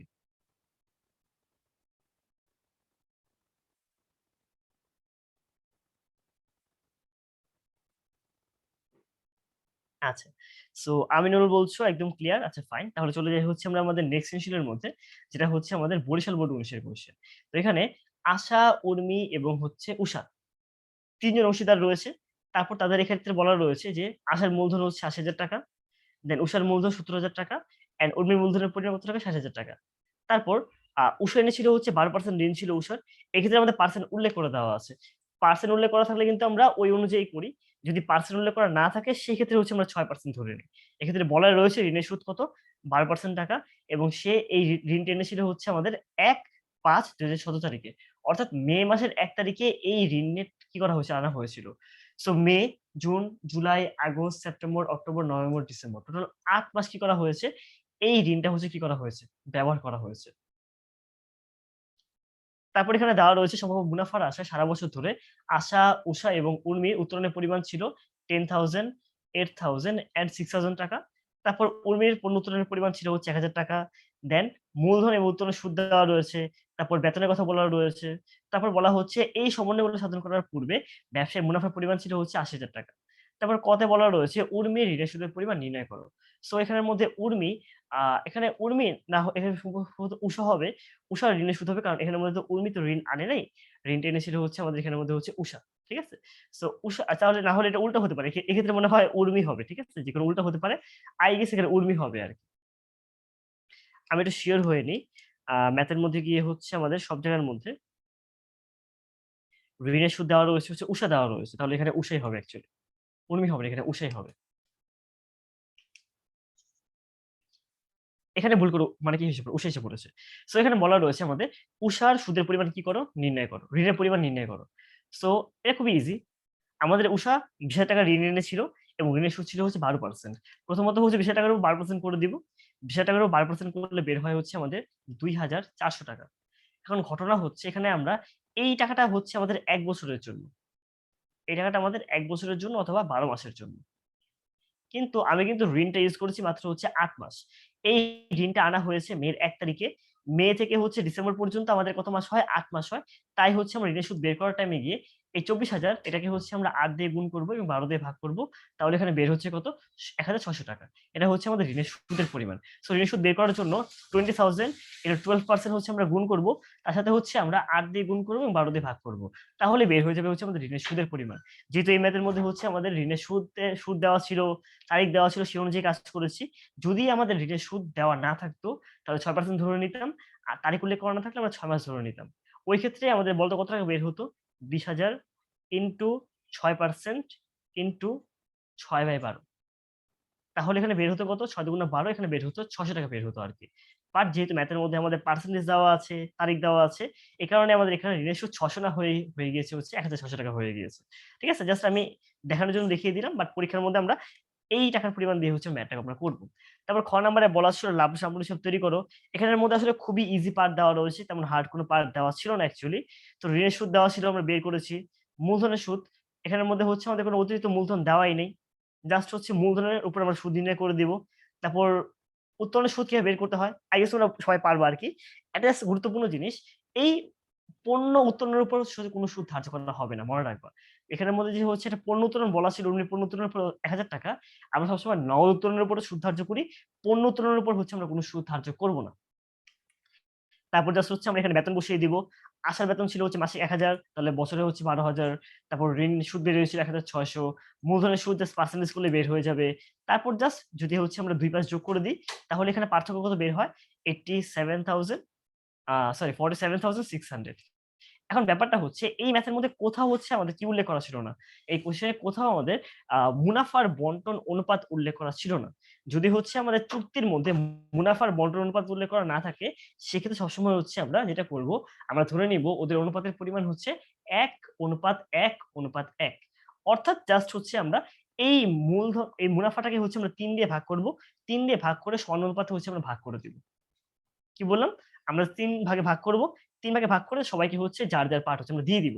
অর্থাৎ যদি হচ্ছে আমাদের মুনাফার পরিমাণ উল্লেখ করা না থাকে কত পার্সেন্টেজ হবে, সবাই সেম পরিমাণে মুনাফা হবে। এখন ঘটনা হচ্ছে যদি হচ্ছে আমরা 87,600 কে যদি হচ্ছে আমরা ৩ দিয়ে ভাগ করি, তাহলে এখানে কত বের হয় বলতো? ১৫,৮৬৬.৬৬ বা ৬-৭ টাকা। আমি যেটা করেছি আমরা মিলিয়ে দেওয়ার জন্য ১ম ক্ষেত্রে লিখে দিয়েছি হচ্ছে ৭-৭ এবং পরে লিখে দিয়েছি হচ্ছে আমরা কত টাকা? ৳৬ লিখে দিয়েছি। কারণ এই ৩ টা যোগ করলে বের হয় হচ্ছে আমাদের শূন্য বের হয়। কারণ ৭, ৭, ৬ যোগ করলে হয় হচ্ছে ২০। এখান থেকে শূন্য। যদি সবগুলার বেলায় লিখে দিই হচ্ছে আমরা ৬-৬-৬ অথবা ৭-৭-৭ অথবা ৭-৬-৬ কোনভাবেই হচ্ছে এখানে শূন্য হয় না।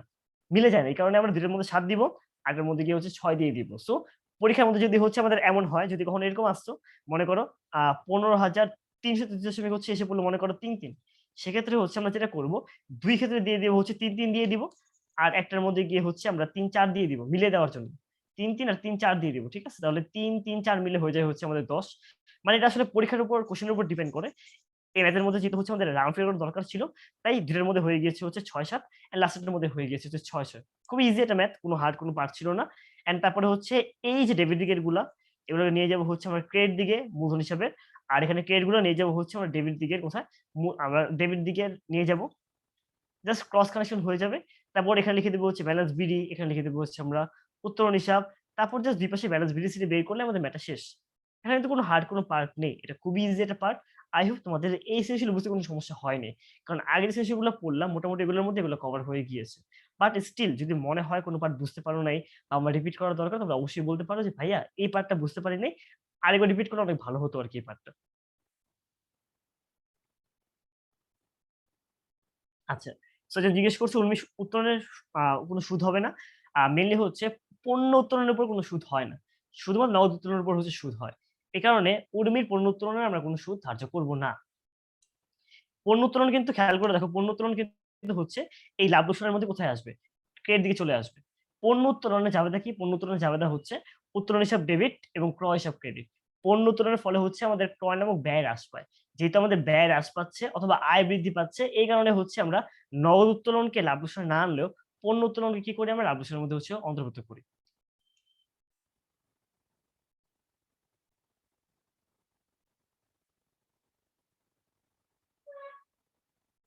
আচ্ছা। সো এখানে জিজ্ঞেস করছো আলামিন, লাভ লোকসানের কারণে ঋণের সুদ নিলাম। ঋণের সুদ তো অবশ্যই লাভ লোকসানের মধ্যে আসবে। কারণ ঋণের সুদ এটা ব্যয়। ঋণের সুদ লাভ লোকসানের মধ্যে অবশ্যই আসবে, কারণ এটা ব্যয়। কিন্তু এটাকে হচ্ছে আমরা মূলধনে নিয়ে যাব না। কারণ এটা যদিও ব্যয়, বাট এটার মধ্যে মূলধনকে কোনো ইফেক্ট করছে না। এ কারণে আমরা মূলধনে নিয়ে আসবো না। ঋণের সুদকে হচ্ছে আমরা আমাদের লাভ লোকসানের মধ্যে আনবো এবং ঋণ হিসাবের মধ্যে গিয়ে আনবো। এ কারণে ঋণের সুদটা যদি হচ্ছে আমাদের লাভ লোকসানে আসলো, বাট এই ম্যাথের মধ্যে কিন্তু কোথাও আসে নাই। মূলধনের মধ্যে কোথাও হচ্ছে কি করিনি, আমরা ঋণের সুদকে অন্তর্ভুক্ত করিনি।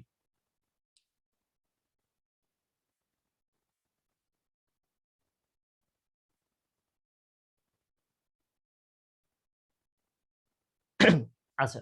সো চলে যাই আমাদের নেক্সট পার্টের মধ্যে, যেটা ছিল ১০/১৯ এর কোয়েশ্চেন। এখানে বলা হচ্ছে যে আঞ্জুম, তানজিম এবং সুমাইয়া হচ্ছে পাওয়ার হাউসের ৩ জন অংশীদার, যারা মূলধন অনুপাতে লাভ লোকসান বন্টন করে নেয়। সো তারা যে পরিমাণে মূলধন এনেছে ওই অনুপাতে হচ্ছে আমাদের কি করতে হবে? লাভ লোকসানকে হচ্ছে বন্টন করতে হবে। ওকে? তো এবার আমরা ক নম্বর কোয়েশ্চেনে আসি। ক নম্বর কোয়েশ্চেনটা ছিল হচ্ছে তানজিমের ঋণের সুদের পরিমাণ নির্ণয় করো। তো তানজিমের ঋণ কত ছিল? তানজিম বছরের মাথাপতির সময় এই 25,000 টাকা হচ্ছে কারবারে ঋণ আনয়ন করে। আচ্ছা ঠিক আছে, আমরা জাস্ট পড়ে নিলাম। তো আমাদের এখানের মধ্যে কিন্তু কোথাও বলা ছিল না যে তানজিমের ঋণের সুদের পরিমাণ কত। তো যেটা করতে হবে, আমরা 6% সুদ ধার্য করে নিব। আর যেহেতু কোনো তারিখের কথা উল্লেখ করা নেই, তাই হচ্ছে আমরা এই 6% সুদ ধার্য করার পর আমরা ৬ দিয়ে গুণ দিব আর ১২ দিয়ে ভাগ দিব। তাহলে বের হয়ে যাবে হচ্ছে কত টাকা? ৭৫০ টাকা বের হয়ে যাবে। সেটাই হচ্ছে আমাদের তানজিমের সুদের পরিমাণ। তো যেহেতু আমাদের কোনো তারিখ উল্লেখ করা নেই, তাই হচ্ছে আমরা ৬ মাস ধরে নিয়েছি। আর সুদের কথা উল্লেখ করা না থাকায় আমরা ৬% ধরে নিয়েছি। তাহলে এখানে ঋণের সুদ বের হয়েছে কত? ৭৫০ টাকা।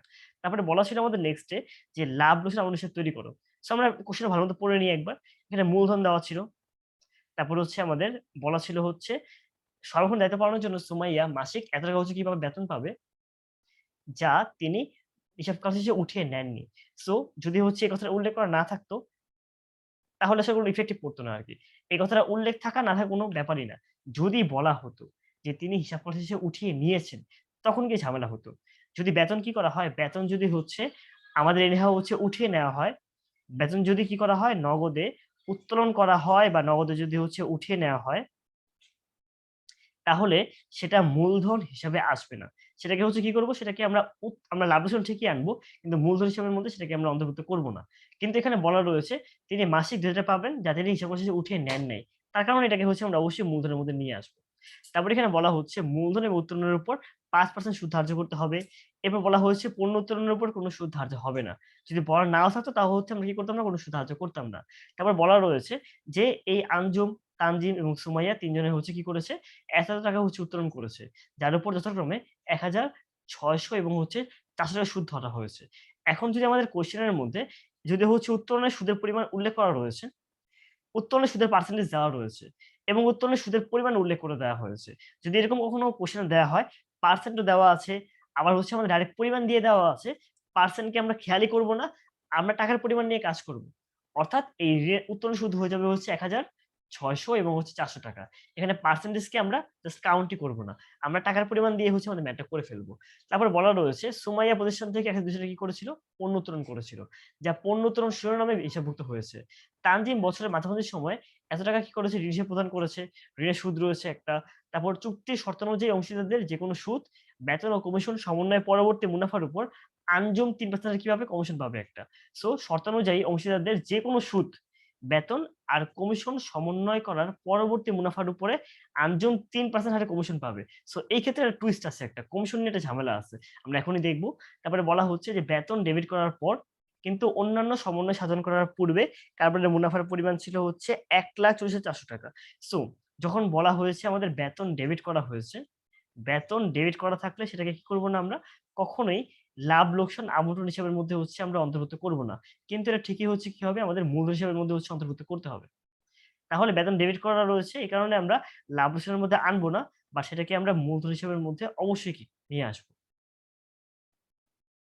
Am I clear?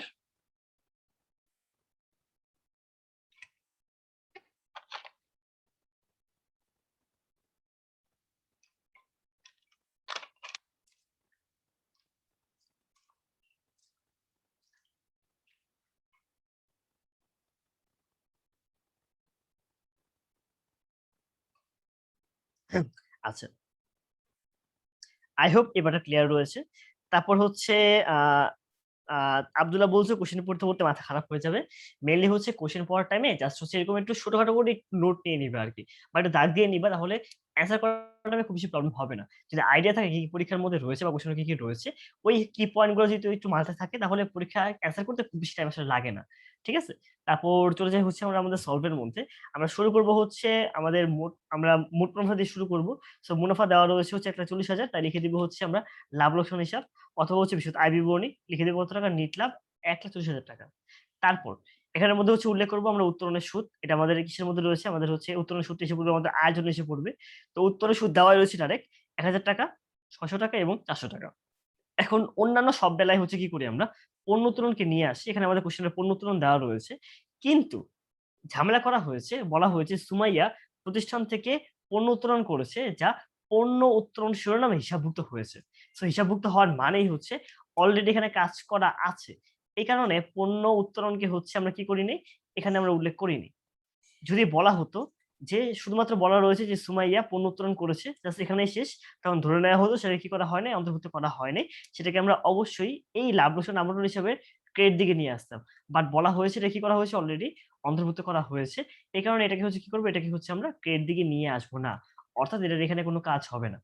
পণ্য উত্তোলনের কাজ আমাদের লাভ লোকসানের মধ্যে হবে না। তারপর যদি হচ্ছে আমরা চলে যাই আমাদের ডেবিট দিকে, ডেবিট দিকে প্রথমে আসবে ঋণের সুদ, এবং ঋণের সুদ বের করেছিলাম কত টাকা? আমরা ৭৫০ টাকা। তাই লিখে দিব তানজিমের ঋণ হিসাব, ঋণের সুদ ৭৫০ টাকা। তারপরে হচ্ছে আমরা শুরু করব মূলধনের সুদ। এখন মূলধনের সুদ খুবই ইজি। ৩ জনের মূলধন ছিল হচ্ছে আঞ্জুমের ছিল ১.৫ লাখ, তানজিমের ছিল হচ্ছে ১ লাখ এবং সুমাইয়ার ছিল ৫০,০০০ টাকা। জাস্ট এদের উপর কি করে দিব আমরা? ৫% সুদ ধার্য করে দিব। কারণ কোয়েশ্চেনে বলাই রয়েছে মূলধনের সুদের পরিমাণ ছিল হচ্ছে আমাদের ৫%। সো ১.৫ লাখের ৫% করলে কত বের হয়? ১.৫ লাখের ৫% করলে বের হয় ৭,৫০০। ১ লাখের ৫% করলে বের হয় ৫,০০০ টাকা এবং ৫০ টার ৫,০০০ করলে বের হয় ২,৫০০। এই ৩ টাকে যোগ করে দিলে আমাদের টোটাল মূলধন সুদের পরিমাণ বের হয়ে যাবে কত টাকা? ১৫,০০০ টাকা। তারপরে হচ্ছে আমরা এবার দেখে নেই আমাদের এখানে কি বলা রয়েছে। আমাদের লাস্টে বলা ছিল যে তিনি কি করেছিল? এই যে ঋণ আনয়ন করেছিল, ঋণের সুদ আমরা দিলাম। চুক্তির শর্ত অনুযায়ী অংশীদারদের যেকোনো সুদ, বেতন এবং কমিশন সমন্বয় করার পরবর্তী মুনাফার উপর আঞ্জুম কি পাবে? ৩% হারে হচ্ছে কমিশন পাবে। সো দেখি তোমরা নিজেরা হচ্ছে এটা বের করে দেখাও তো একটু। মনে করো না ওই পার্টটা দেওয়া নাই, ঠিক আছে? এটা দেওয়া নেই। তো তোমরা আমাকে বের করে বলো যে এখানের মধ্যে কমিশনের পরিমাণ কত টাকা বের হবে? তোমরা কেউ দেখো নাই। ওকে? তোমরা কেউ দেখো নাই কত টাকা এখানে দেওয়া ছিল। তোমরা নিজেরা ক্যালকুলেটর দিয়ে বের করো। বের করে আমাকে বলো দেখি কমিশনে কত টাকা বের হচ্ছে এখানের মধ্যে। কোয়েশ্চেনে বলা ছিল যে অন্যান্য মানে যেকোনো ধরনের সুদ, বেতন এবং কমিশন এই ৩ টা ধার্য করার পর আমাদের এখানের মধ্যে কি কমিশনের পরিমাণ বের হবে হচ্ছে ৩%। তো দেখি কারা, কারা বের করতে পারছো। যে এই ম্যাথের জন্য হচ্ছে আমাদের কমিশনের পরিমাণ কত টাকা বের হবে? এটা বের করে আমাকে এখনই দেখাও।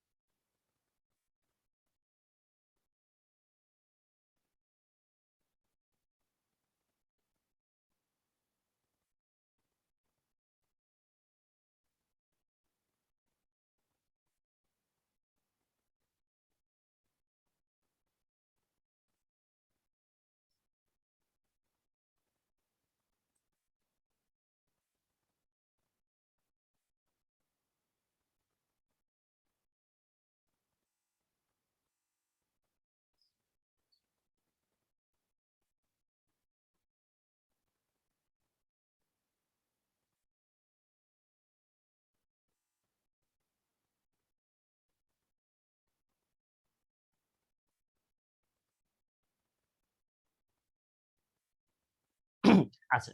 সো অনেকেই দেখলাম তোমরা বের করেছো কত? অনেকেই বের হয়েছে তোমাদের ৩,৬৮৭ দশমিক ৩,৭৮৭ কত টাকা? ৫ টাকা। এবং অনেকের বের হয়েছে ৩,৬৭০ টাকা। এখন আ ২ জনের অ্যান্সার হচ্ছে কাইন্ড অফ সঠিক, ঠিক আছে? ২ জন ২% করে করেছো। এখন ২ টা কাজে পরীক্ষায় করতে হয়, কখন কোন কাজটা করবে আমি তোমাদের খেয়াল একটু বলে দেই আরকি। এই ম্যাথের মধ্যে অ্যান্সার হয়ে যাবে হচ্ছে এই 2nd নাম্বারটা। এখানে হবে হচ্ছে ৩,৮৭০ টাকা হবে। কেন? আচ্ছা, প্রথমত হচ্ছে আমরা আগে ডেবিট দিক যোগ করি আর ক্রেডিট দিক যোগ করি। ডেবিট দিক যদি যোগ করে দিই, ডেবিট দিক যোগ করলে কত বের হয় বলো তো? একটু মুছে দিই আমি। ডেবিট দিক যোগ করলে এখানে বের হয় হচ্ছে ১,০০,০০০ 42,000। এন্ড যদি হচ্ছে আমরা এই দুটো যোগ করি, এই দুটো যোগ করলে বের হয় হচ্ছে 15,750 টাকা। যদি হচ্ছে আমরা বিয়োগ করে দিই 1,42,000 মাইনাস হচ্ছে কত? মাইনাস হচ্ছে আমাদের 15,750, তাহলে বের হয়ে যায় হচ্ছে 1,26,250 টাকা। এখন যদি হচ্ছে বলা থাকতো শুধুমাত্র আমাদের সুদ ও বেতন সমন্বয় করার পরে হচ্ছে 3% কমিশন, তাহলে জাস্ট এই টাকার উপর কি করে দিতাম? আমরা 3% করে দিতাম। তাহলে বের হতো হচ্ছে আমাদের ৩,৭৩৭ কত টাকা? ৫ টাকা। বাট এখানে কিন্তু বলা রয়েছে সুদ, বেতন এবং কমিশন ধার্য করার পরের উপর আবার কমিশন। সো যখন কিনা আমাদের কোয়েশ্চেনে বলা হবে কমিশন পরবর্তী মুনাফার উপর কমিশন। যখন বলা হবে কমিশন পরবর্তী মুনাফার উপর কমিশন।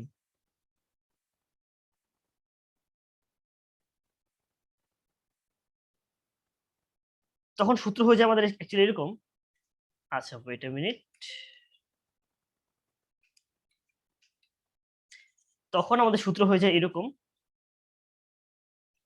যে মুনাফা into percent divided by ১০০ plus percent. So এই ম্যাথের মধ্যে কত পার্সেন্ট দেওয়া আছে? বলো ৩% দেওয়া আছে। তাই এই যে মুনাফা দেওয়া রয়েছে, মুনাফা হচ্ছে আমাদের ১,২৬,২৫০। এটাকে আমরা ৩ দিয়ে গুণ করব আর ১০৩ দিয়ে ভাগ করব। যদি হচ্ছে আমাদের বলা হয় কমিশন পরবর্তী মুনাফার উপরে কমিশন ধার্য করতে হবে, সেক্ষেত্রে ডাইরেক্ট ৩% করা পসিবল না। আমরা ৩ দিয়ে গুণ করব আর ১০৩ দিয়ে কি করব? ভাগ দিব। ৫% বলা থাকলে আমরা ৫ দিয়ে গুণ দিতাম আর ১০৫ দিয়ে ভাগ দিতাম। যদি ১,২৬,২৫০ এটাকে যদি হচ্ছে আমরা ৩ দিয়ে গুণ করি আর ১০৩ দিয়ে ভাগ করি, তাহলে বের হয়ে যাবে কত? তাহলে বের হয়ে যাবে হচ্ছে আমাদের এখানের মধ্যে ৩,৬৭০ টাকা। আমি একটু ক্লিন করে লিখি, এক্ষেত্রে একটু বেশি গোলমাল হয়ে গিয়েছে।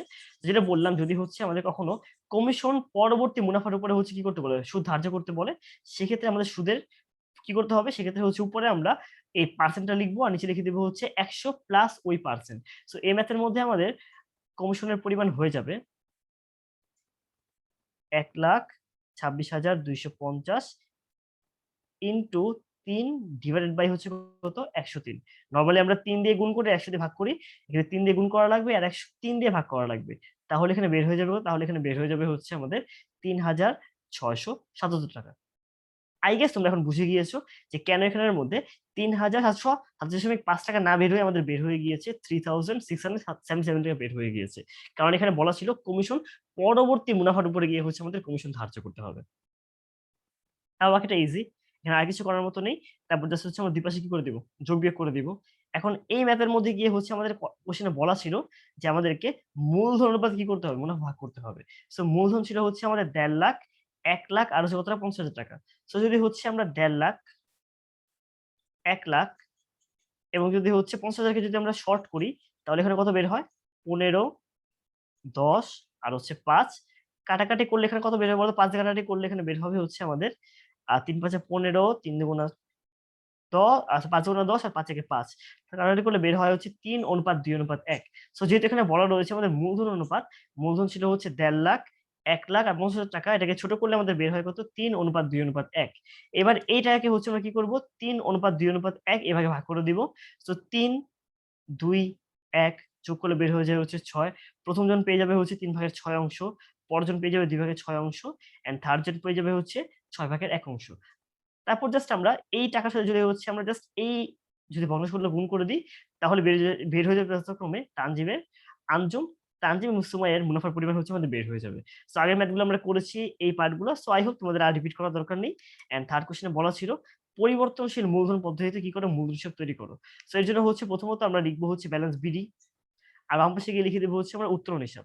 এখন এখানে গুরুত্বপূর্ণ ব্যাপারটা হচ্ছে আমরা কিন্তু নরমালি পণ্য উত্তোলন এটাকে হচ্ছে আমরা লাভ লসের আন্ডারে আনি। যেহেতু পণ্য উত্তোলন হচ্ছে আমাদের এখানের মধ্যে লাভ লসটা অন্তর্ভুক্ত হয় নাই, অথবা হচ্ছে আমরা এই বন্টনের মধ্যে লিখি নাই। কারণ বলাই ছিল যে লাভ লোকসান কি করা হয়েছে? অলরেডি অন্তর্ভুক্ত করা হয়েছে। এই কারণে আমরা এটাকে হচ্ছে অবশ্যই মূলধনের মধ্যে অন্তর্ভুক্ত করব, কিন্তু আমরা টাইটেল আন্ডারে লিখব না। যেহেতু লাভ লোকসানের মধ্যে আসে নাই, তাই লাভ লোকসানের উপরে লিখে দিব পণ্য উত্তোলন হিসাব কত টাকা? ১২০০ টাকা।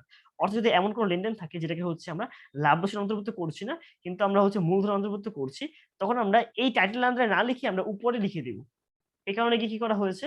এই যে আমাদের এখানের মধ্যে হচ্ছে আ বেতন, আচ্ছা ১ মিনিট, বেতন দেওয়া ছিল না আমাদের? হ্যাঁ, বেতনের পরিমাণ। আচ্ছা এখানে একটু ভুল হয়ে গিয়েছে। আমাদের বেতন কিন্তু কি বলা হয়েছিল? বেতন ডেবিট করা হয়েছে। তাই বেতনটা আমরা উপরে লিখব। লাভ লোকসানটা নিচে লিখবো, আর বেতন বেতন কি করবো, বেতন হচ্ছে আমরা উপরে লিখে দিই। তোমাদের আমি ঠিক করে দিই তাহলে বেটার হয় আই গেস। এটা কি দিয়ে আমি হচ্ছে বেতনটা জাস্ট উপরে পাঠিয়ে দিই একটু।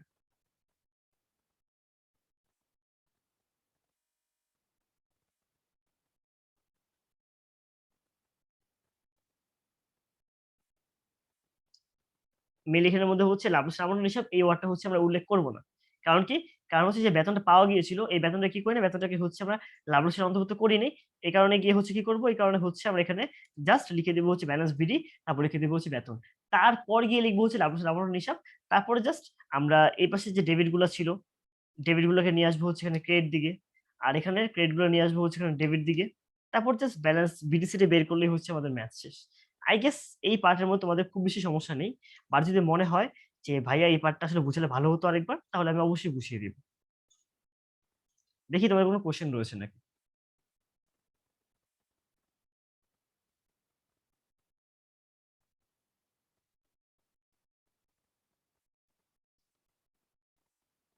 রাজু বলছো মানে এটা প্রবলেম করছে অনেক বেশি, সমস্যা নেই ভাইয়া। গ্রুপের মধ্যে ভিডিও থাকবে, প্লাস তোমাদের ওয়েবসাইটও থাকবে। ওয়েবসাইটে গিয়ে জাস্ট সার্চ দিলে পরবর্তীতে গিয়ে হচ্ছে এই রেকর্ডের ভিডিও দেখে নেওয়া পসিবল হবে।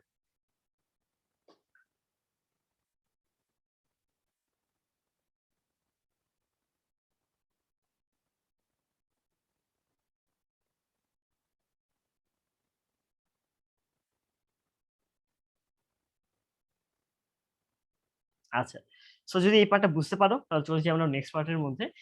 নেক্সট কোশ্চেনটা হচ্ছে আমাদের কুমিল্লা বোর্ড 19-এর। এখানে বলা হয়েছে সৌরভ এবং রিফাত দুজন হচ্ছে অংশীদার। তারা 60,000 এবং 200 টাকা নিয়ে কি করে ব্যবসা শুরু করেছিল। তারপর এখানের মধ্যে অনেকগুলো হচ্ছে আমাদের উল্লেখ করা রয়েছে লেনদেন বা সমন্বয়। তারপর বলা হচ্ছে অংশীদারদের মূলধন হিসাব তৈরি করো। তারপরে বলা হচ্ছে লাভ সামগ্রী হিসাব তৈরি করো। এন্ড তারপরে গিয়ে বলা হচ্ছে চলতি হিসাব তৈরি করো। সো চলতি হিসাব তৈরি করা বলতে বোঝানো হচ্ছে আলটিমেটলি গিয়ে আমাদের এখানে কি হবে, এক্ষেত্রে হচ্ছে আমাদের স্থায়ী মূলধন হিসাব তৈরি করতে হবে। চলতি হিসাব মানে হচ্ছে কি করতে হবে, আমাদের স্থায়ী মূলধন হিসাব তৈরি করতে হবে। এখানে উল্লেখ করে দিয়েছে তারা স্থায়ী মূলধন পদ্ধতি কি করে হিসাব সংরক্ষণ করতে সমন্বিত হয়। সো স্থায়ী মূলধন পদ্ধতির মধ্যে কি করা হয়, মূলধন হিসাবের মধ্যে শুধুমাত্র কি করবো আমরা, মূলধনকে নিয়ে আসবো আর অতিরিক্ত মূলধনকে নিয়ে আসবো। এছাড়া আর অন্য কোনো কিছু হচ্ছে উল্লেখ করা হবে না। কি বললাম, মূলধন হিসাবের মধ্যে যদি হচ্ছে আমরা স্থায়ী মূলধন পদ্ধতি ব্যবহার করি, ইউজ করি, তখন হচ্ছে এই মূলধন হিসাবের মধ্যে শুধুমাত্র মূলধন এবং অতিরিক্ত মূলধন এই দুটাকে নিয়ে আসা হয়। এছাড়া আর অন্য কোনো কিছুকে নিয়ে আসা হবে না। একমাত্র মূলধন নিয়ে আসবো আর অতিরিক্ত মূলধনের পরিমাণ হচ্ছে আমরা নিয়ে আসবো।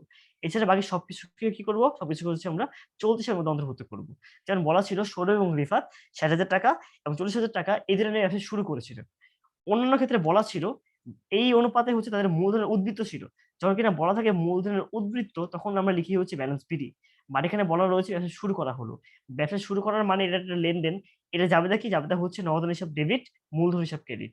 তাই যখন আমরা মূলধন হিসাব তৈরি করছি তখন এখানে লিখে দিব হচ্ছে আমরা নগদান হিসাব। তো জানুয়ারির 1 তারিখে আহ সৌরভের মূলধন ছিল হচ্ছে 60,000 টাকা, আর রিফাতের মূলধন ছিল কত টাকা, 40,000 টাকা। তাই লিখে দিব হচ্ছে আমরা অংশীদারদের আর সৌরভ এবং রিফাতের মূলধন হিসাব। সৌরভের বরাবর লিখে দিব 60,000 টাকা, আর রিফাতের বরাবর লিখে দিব 40,000 টাকা লিখে দিব, এবং এর বরাবর ব্যালেন্স বিডি না লিখে কি লিখবো আমরা, লিখবো হচ্ছে নগদান হিসাব। কারণ তার ব্যবসা শুরু করেছিল, কোনো উদ্বৃত্ত দেওয়া নেই। যদি বলা থাকতো উদ্বৃত্তের পরিমাণ, তখন অবশ্যই আমরা লিখে দিতাম হচ্ছে ব্যালেন্স বিডি। তারপর বলা ছিল নেক্সট আমাদের এখানের মধ্যে যে রিফাত কারবারের মধ্যে বিষয়টা কি করে অতিরিক্ত মূলধন হিসেবে আনয়ন করে। সো এই ম্যাথের মধ্যে হচ্ছে আমরা মূলধন আর অতিরিক্ত মূলধন নিয়ে আসি। এই কারণে 1-10-18 তারিখ উল্লেখ করে দিব। অক্টোবর 1 লিখে দিব হচ্ছে নগদান হিসাব, কারণ অতিরিক্ত মূলধন যাবে তারা সেম। নগদান হিসাব ডেবিট, অতিরিক্ত মূলধন কি হয়ে যাবে ক্রেডিট। তাই নগদান হিসাব বরাবর লিখে দিব হচ্ছে 20,000 টাকা লিখে দিব। তারপর আর কিছু করা লাগবে না। তারপর যে হচ্ছে জাস্ট কি করবো, ব্যালেন্স বিডিসিডি বের করব। তো যদি হচ্ছে আমরা দুই পাশ যোগ করি, অবশ্যই হচ্ছে আমাদের ক্রেডিট দিকে টাকার পরিমাণ বেশি আসতে বাধ্য এই মূলধন হিসাব তৈরি করার ক্ষেত্রে। তারপর হচ্ছে এই টাকার পরিমাণটাকে আমরা বসিয়ে দিব দুই পাশে। তারপর এটাই হয়ে যাবে হচ্ছে আমাদের ব্যালেন্স সিডির পরিমাণ। ব্যালেন্স সিডি হয়ে যাবে কত, 60,000 টাকা। আর ব্যালেন্স সিডি সৌরভের জন্য হয়ে যাবে 60,000 টাকা হয়ে যাবে। আর রিফাতের জন্য হয়ে যাবে 60,000 টাকা। তারপর এগুলাই হয়ে যাবে হচ্ছে আমাদের পরবর্তী বছর ১ম তারিখের জন্য হয়ে যাবে হচ্ছে ব্যালেন্স বিডি। ২০১৯ জানুয়ারি ১ ব্যালেন্স বিডি ৬০,০০০ টাকা, ৬০,০০০ টাকা। জাস্ট এই সিম্পল ম্যাথটা আমাদের ছিল, যখন কিনা হচ্ছে আমাদের স্থায়ী মূল্য হিসাব তৈরি করতে হয়। পরিবর্তনশীলের মধ্যে গিয়ে আমাদের সবকিছু আসতো, বাট স্থায়ী মূলধন হিসাবের মধ্যে আমরা কি করবো, শুধু মূলধনের জন্য আমরা জাস্ট মূলধনের মধ্যে জাস্ট হচ্ছে আমরা চলতি মূলধন সরি আমরা জাস্ট হচ্ছে প্রারম্ভিক মূলধন আর অতিরিক্ত মূলধন নিয়ে আসবো। এছাড়া মূলধনের মধ্যে যা যা কিছু রয়েছে সবগুলোকে আমরা চলতি হিসেবের মধ্যে হচ্ছে উল্লেখ করবো। তারপর খতে বলা ছিল লাভ সামনে হিসাব তৈরি করো। সো এই ম্যাথের মধ্যে গিয়ে হচ্ছে আমরা ম্যাথটা করব। কোথাও আমরা অংশদের মূলধন হিসাব লিখব না। সব জায়গায় লিখব হচ্ছে আমরা অংশদের চলতি হিসাব লিখব। এই ব্যাপারটা খুবই হচ্ছে গুরুত্বপূর্ণ। যখন কিনা আমরা এই ম্যাথটা করব। অর্থাৎ স্থায়ী মূলধন পদ্ধতিতে সবসময় আমরা লিখব হচ্ছে এই অংশীদারদের চলতি হিসাব লিখবো আরকি। কখনোই হচ্ছে আমরা কি করব না? কখনোই হচ্ছে আমরা অংশীদারদের মূলধন হিসাব লিখব না। যখন আমরা স্থায়ী মূলধন পদ্ধতিতে আমরা ম্যাথটা করছি। তো এই ম্যাথের মধ্যে কি শুরু হবে হচ্ছে নিট লাভ দিয়ে এবং নিট লাভ দেওয়া ছিল কত? নিট লাভ দেওয়া রয়েছে আমাদের এই কোয়েশ্চেনের মধ্যে ৳২,০০,০০০। তাই লিখে দেব বিষয় দায় বিবরণী নিট লাভ ৳২,০০,০০০। তারপর হচ্ছে এই ম্যাথের মধ্যে আমরা পড়ে নিই কোয়েশ্চেনটা। বেতন দেওয়া ছিল। তারপর হচ্ছে আমাদের মূলধনের সুদ দেওয়া ছিল। তারপর নিট লাভের পার্সেন্টেজ কমিশন দেওয়া ছিল। এরপরে হচ্ছে আমাদের দেওয়া রয়েছে উত্তোলন। উত্তোলনের পরে পণ্য উত্তোলন দেওয়া রয়েছে। উত্তোলন রয়েছে, পণ্য উত্তোলন রয়েছে, অতিরিক্ত মূলধন রয়েছে। আচ্ছা ফাইন। তো আমাদের এই কোয়েশ্চেনের মধ্যে শুধুমাত্র আয়ের মধ্যে একটাই আয় রয়েছে। সেটা হচ্ছে আমাদের এখানে পণ্য উত্তোলন। ঠিক আয়ও না, এটা হচ্ছে আমাদের ব্যয় হ্রাস। তাই এটাকে আমরা নিয়ে আসবো হচ্ছে আমাদের ডেবিট দিক। আমরা কি করব? আমরা এটা ক্রেডিট দিকে নিয়ে আসবো। লিখে দেব হচ্ছে সৌরভের চলতি হিসাব পণ্য উত্তোলন ৳১,০০০। তারপর জাস্ট হচ্ছে কি করে দেব? আমরা ২ পাশ যোগ করে দিব। আচ্ছা এখানে মনে করো সমস্যা হয়েছে যার কারণে গিয়ে একটু ভুল লেখা হয়ে গিয়েছে। এক্ষেত্রে হবে হচ্ছে ২,০০,০০০। তারপর নেক্সট এ গিয়ে হচ্ছে আমরা আমাদের ব্যয়গুলা দেখি কি, কি ব্যয় রয়েছে। প্রথমত ব্যয়, এই বেতন হচ্ছে একটা ব্যয়। তারপর মূলধনের সুদ একটা ব্যয়, কমিশন একটা ব্যয়। এছাড়া আর কোন ব্যয় দেওয়া নেই। যেটা করব আমরা প্রথমত শুরু করব হচ্ছে বেতন দিয়ে শুরু করি। সৌরভের ছিল হচ্ছে ১২০০। তাহলে সৌরভের বছরে কত হয়? সৌরভের বছরে হয়ে যায় কত? সৌরভের বছরে হয়ে যাচ্ছে আমাদের হচ্ছে আ ১৪,৪০০ আর রিফাতের হচ্ছে কত? ১০,৮০০। যেটা করতে হবে আমরা এই সৌরভের ৳১২,০০০ ৳১২০০ এর সাথে গুণ করে দেব হচ্ছে আমরা ১২। আর রিফাতে ছিল হচ্ছে মাসিক ৯০০। ৯০০ ইন্টু ১২ কত হয়ে যাবে বলতো? ৯০০ ইন্টু ১২ হয়ে যাবে হচ্ছে ১০,৮০০। যেটা যোগ করে আমাদের টোটাল বেতনের পরিমাণ বের হয়ে যাচ্ছে হচ্ছে ৳২৫,২০০। তারপর বলা ছিল হচ্ছে আমাদের এখানে বলা ছিল আমাদের মূলধনের সুদ। মূলধনের সুদ ছিল হচ্ছে ১২%। জাস্ট এই যে মূলধন দেওয়া রয়েছে ৳৬০,০০০, এর উপর করে দেব হচ্ছে ১২%। ৬০,০০০ ইন্টু ১২% করলে কত বের হয়? ৬-১২ হয় ৳৭২। তাহলে লিখে দেব হচ্ছে ৳৭,২০০। এখন রিফাতের বেলায় কিন্তু রিফাতের একটা মূলধন ছিল আর একটা অতিরিক্ত মূলধন ছিল। তো মূলধন ছিল ৳৪০,০০০ ছিল। আর অতিরিক্ত মূলধন দেওয়া ছিল হচ্ছে ৳২০,০০০। তো এই টাকার উপর হচ্ছে আমরা ফুল বছরের আমরা কি ধরবো? সুদ ধরবো। তো 40,000 ইন্টু যদি ধরে দেই হচ্ছে আমরা 12% তাহলে হয় হচ্ছে ৳৪,৮০০। দেন নেক্সট আমাদের বলা ছিল এখানের মধ্যে হচ্ছে ১, ১০, ১৮ তারিখে হচ্ছে অতিরিক্ত মূলধন আনয়ন করা হয়। তো এই টাকার উপর হচ্ছে আমরা আগে 12% করব। ৳২০,০০০ উপর 12% করলে বের হয় হচ্ছে কত টাকা? ৳২৪০০ বের হয়। দেন যেটা করতে হবে, এই টাকার উপরে আমরা হচ্ছে কি করে দিব? এই টাকাকে হচ্ছে আমরা অর্ধেক করে দিব। কারণ এই ম্যাথের মধ্যে খেয়াল করে দেখো আমাদের বলা রয়েছে স্যার অর্ধেক না আমরা তারিখ অনুযায়ী করব ১, ১০, ১৮ সো ১, ১০, ১০ মানে হচ্ছে অক্টোবর, নভেম্বর, ডিসেম্বর। এটাকে হচ্ছে আমরা ৩ দিয়ে গুণ করব। আর হচ্ছে কি করব ১২ দিয়ে ভাগ দিব। তাহলে এখানে হয়ে যাবে ৳৬০০ ৭,২০০ এটাকে হচ্ছে লিখে দিব ৫,৪০০ তাহলে এখানে ৬০০ আর ৪,৮০০ এই দুটো যোগ করলে আমাদের বের হয়ে যাবে কত টাকা? ৫০০ ৫,৮০০ বের হয়ে যাবে। এটাকে লিখে দিব হচ্ছে আমরা এখানে। আর রিফাতের মূলধনের সুদের বেলায় এই দুটো যোগ করলে বের হয়ে যাবে টোটাল মূলধনের সুদ। তারপর জাস্ট হচ্ছে আমাদের কমিশন। কমিশন বলা ছিল কমিশন ধার্য করতে হবে কিসের উপরে? আমাদের কমিশন ধার্য করতে হবে হচ্ছে বেতন, মূলধনের সুদ চার্জ করার পর। সো বেতন দেওয়া ছিল কত? বেতন ছিল হচ্ছে আমাদের এখানের মধ্যে কোয়েশ্চেন দেওয়া ছিল বেতন আমাদের ২৫,২০০ আর হচ্ছে আমাদের মূলধন সুদের পরিমাণ ছিল ১২,৬০০। সো ২,০১,০০০ থেকে হচ্ছে আমরা এগুলা বাদ দিয়ে দিব। এগুলো বাদ দেওয়ার পর যে পরিমাণ টাকা পড়ে থাকে তার উপর গিয়ে হচ্ছে আমরা পার্সেন্টেজ করব। তারপর পার্সেন্টেজ করলে এখানে বের হয় হচ্ছে আমাদের ৳৮,১৬০ কিভাবে বের করলাম সেটা তোমরা হচ্ছে কি করে দিবা? নোটে দেখায় দিবা। তাহলে পরীক্ষায় তোমাদের ফুল মার্কস দিয়ে দিবে। এবার জাস্ট খুবই সিম্পল জিনিস। ২ পাশের মধ্যে হচ্ছে আমরা ব্যালেন্স বিডি-সিডি বের করব। তো ব্যালেন্স সিডি বের করলে হচ্ছে আমাদের ডেবিট দিকে বেশি আসে কত টাকা? 77,520 এখন যেহেতু হচ্ছে এই কোশ্চেনের মধ্যে হচ্ছে আমাদের কি দেওয়া নাই, কোন হচ্ছে আমাদের মূলধন অনুপাত উল্লেখ করা নাই। তাই হচ্ছে এটা করতে হবে আমরা এই ২ টাকে হচ্ছে সমান ভাগ করে দিব। তাহলে এখানে বের হচ্ছে কত? এখানে বের হয়ে যাচ্ছে হচ্ছে আমাদের ৳১,৫০,০৪০ এটা বের হয়ে গেল আমাদের বন্টযোগ্য মুনাফার পরিমাণ এবং ২ পাশে বের হয়ে যাবে, ২ পাশে বের হয়ে যাবে হচ্ছে ৳২,০১,০০০ খুবই সিম্পল একটা ম্যাথ ছিল, কোন হার্ড কোন ম্যাথই দেয় নাই। বাট স্টিল যদি মনে হয় তোমরা বুঝতে পারো তোমরা আমাকে অবশ্যই বলতে পারো। আমি ট্রাই করব আরেকবার বুঝিয়ে দিয়ে তারপর পরের ম্যাথে যাওয়ার জন্য।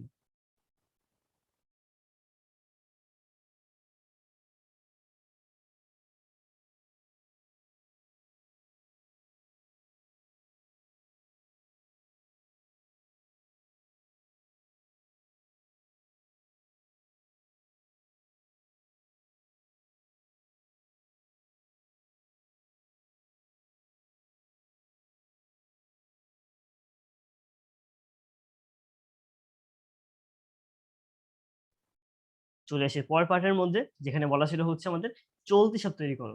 সো চলতি হিসাবের বেলায় হচ্ছে এটা করতে হবে আমাদেরকে। আমাদের কোশ্চেনে কিন্তু চলতি হিসাব কি দেওয়া রয়েছে কোথাও? আমাদের কোশ্চেনের মধ্যে কোথাও চলতি হিসাব দেওয়া নেই, তাই ব্যালেন্স বিডি কোথাও এখানে আসবে না। আমরা শুরু করব হচ্ছে লাভ লসের আউট হিসাব দিয়ে তৈরি করব। ঠিক আছে? মানে আমরা হচ্ছে যে আমাদের ক্রেডিট দিকটা রয়েছে, ক্রেডিট দিয়ে শুরু করব, লাভ লসের আউট হিসাব তৈরি করব এবং এখানে লিখে দিব হচ্ছে আমরা ডিসেম্বর 31 লিখে দিব আরকি। এখানে হয়ে যাবে হচ্ছে আমাদের ডিসেম্বর 31। নরমালি আমরা ব্যালেন্স বিল দিয়ে শুরু করি, বাট যেহেতু হচ্ছে আমাদের এখানের মধ্যে কোথাও চলতি হিসাবে কোনো ব্যালেন্স দেওয়া ছিল না, তাই এই পার্টটা এখানে একদম বাদ পড়ে গিয়েছে। তারপরে আমরা বাম পাশে লিখে দিব হচ্ছে উত্তোলন হিসাব এবং এখানে বলা ছিল সৌরভের বাৎসরিক উত্তোলন হচ্ছে ৮,০০০ টাকা আর রিফাতের বাৎসরিক উত্তোলন হচ্ছে ৬,০০০ টাকা। ওকে? তারপর হচ্ছে আমরা জাস্ট এদিকের যে ডেবিট গুলা ছিল, এই সবগুলা ডেবিটকে নিয়ে আসলাম হচ্ছে আমরা এখানে ক্রেডিট দিকে এবং এখানে সবগুলা ক্রেডিটকে যে আমাদের পণ্য উত্তোলন এটাকে নিয়ে আসবো হচ্ছে আমরা এখানে ডেবিট দিকে। তারপর জাস্ট ২ পাশ যোগ করব। যোগ করে আমরা ব্যালেন্স বিডিসিডি বের করব। ম্যাথ শেষ। একদম ইজি একটা ম্যাথ, কোনো ঝামেলা করার কিছু নেই। মানে যদি হচ্ছে আমরা ঠিকমতো আমরা লাভ লসের বিবরণী তৈরি করতে পারি, আমরা খুব ইজিলি হচ্ছে চলতি হিসাব অথবা হচ্ছে এই মূল হিসাব তৈরি করতে পারব। জাস্ট চলতি হিসাবের মধ্যে হচ্ছে আমাদের মূলধনটা আসবে না আর অতিরিক্ত মূলধন আসবে না। এছাড়া মূলধন যা আসতো তার সবকিছুই হচ্ছে আমাদের চলতি হিসাবের মধ্যে হচ্ছে অন্তর্ভুক্ত হতো। ওকে? মানে ব্যাপারটা বলতে পারো এরকম যে আমরা মানে মূলধন হিসাব হচ্ছে বাড়ির মালিক, মূলধন হিসাব হচ্ছে বাড়ির মালিক। মাঝখানে চলতি হিসাব তার বাড়িতে এসে মূল হিসাবকে তারই দিয়েছে। মূলধন হিসাবকে জাস্ট কি দিয়েছে? মূলধন দিয়েছে, অতিরিক্ত মূলধন দিয়েছে।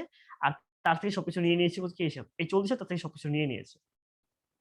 ঠিক বাংলাদেশের মুভির মতো।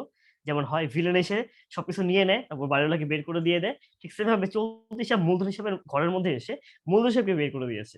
জাস্ট মূলধন আর অতিরিক্ত মূলধন ২ ভাই একসাথে আছে। এছাড়া যা বাকি সবকিছু ছিল, মূলধনের সুদ, বেতন, উত্তোলনের সুদ সবগুলো হচ্ছে এই চলতি হিসাবের মধ্যে কি করে দেওয়া হয়েছে? অন্তর্ভুক্ত করে দেওয়া হয়েছে। কাইন্ড অফ বাংলা সিনেমার মতো, ঠিক আছে? তো এটা ছিল হচ্ছে আমাদের অংশীদারি চলতি হিসাব। তাই মূলধন আর অতিরিক্ত মূলধন ছাড়া মূলধনের সকল এন্ট্রিকে হচ্ছে আমরা এই চলতি হিসাবের মধ্যে হচ্ছে অন্তর্ভুক্ত করব।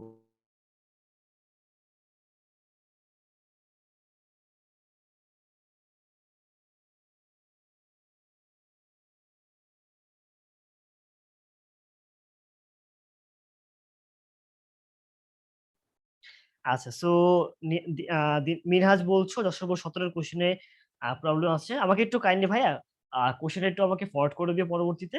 তাহলে নেক্সট কোনো ক্লাস নিলে সলভ ক্লাসের মধ্যে হচ্ছে তোমাদের ওই পার্টটা সলভ করে দিব। অ্যাজ মানে যদি হচ্ছে যেটা করবা তোমরা, তোমরা ক্লাস করার টাইমে গিয়ে হচ্ছে যদি কোনো প্রবলেম পাও, কোনো বোর্ডে সমস্যা আছে আমাকে আগে ইনবক্স করে রেখে দিবা। অথবা তোমাদের যেহেতু হচ্ছে আলাদা করে ওয়েব পেজের অপশন আছে Q&A, ওখানে তোমরা কোয়েশ্চেন করে রাখবা। তখন গিয়ে তোমাদের এই মানে ক্লাসগুলো নেওয়ার টাইমে গিয়ে আমি হচ্ছে ওইগুলো কনসিডারেশন নিয়ে তারপর ক্লাসের স্লাইড গুলো বানাবো। তাহলে তোমাদের জন্য ইজি হয়ে যাবে।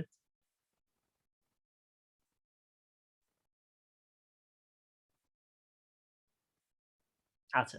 চলে আসি হচ্ছে নেক্সট পার্টের মধ্যে, যেটা হচ্ছে সিলেট বোর্ড ১৯। এখানে বলা হচ্ছে আমাদের বাবলু, হাবলু, ডাবলু ৩ জন অংশীদার, যারা হচ্ছে ৩, ২, ১ এই অনুপাতে হচ্ছে লাভ ক্ষতি কি করে নেয়? বন্টন করে নেয়। তারপর এখানে উত্তোলন দেওয়া রয়েছে, বেতন, মুনাফা দেওয়া রয়েছে। ঠিক আছে? তারপর উত্তোলন দেওয়া রয়েছে। এখন বলা রয়েছে আ বাবলুর বেতন বাদ দেওয়ার পর কিন্তু মূলধন সুদ ধার্য করার আগে মুনাফা ছিল হচ্ছে এত টাকা। তা বলা হয়েছে অংশীদারদের চুক্তি অনুযায়ী মূলধনের সুদ ধার্য করার কথা বলল, সেটা করা হয় নাই। সো এই ম্যাথটা হচ্ছে আমাদের সমন্বিত ম্যাথ। এতক্ষণ ম্যাথ করলাম হচ্ছে আমরা জাস্ট লাভ লসের আবরণ হিসাব, তারপর হচ্ছে মূলধন হিসাব এবং করেছি আমরা চলতি হিসাব। এবার হচ্ছে আমাদের যে বাকি ২ টা ম্যাথ রয়েছে, লাভ লস আর হচ্ছে আমাদের সমন্বিত লাভ ক্ষতির হিসাব এবং সমন্বিত মূলধন হিসাব, ওই পার্টটা এবার আমরা করব।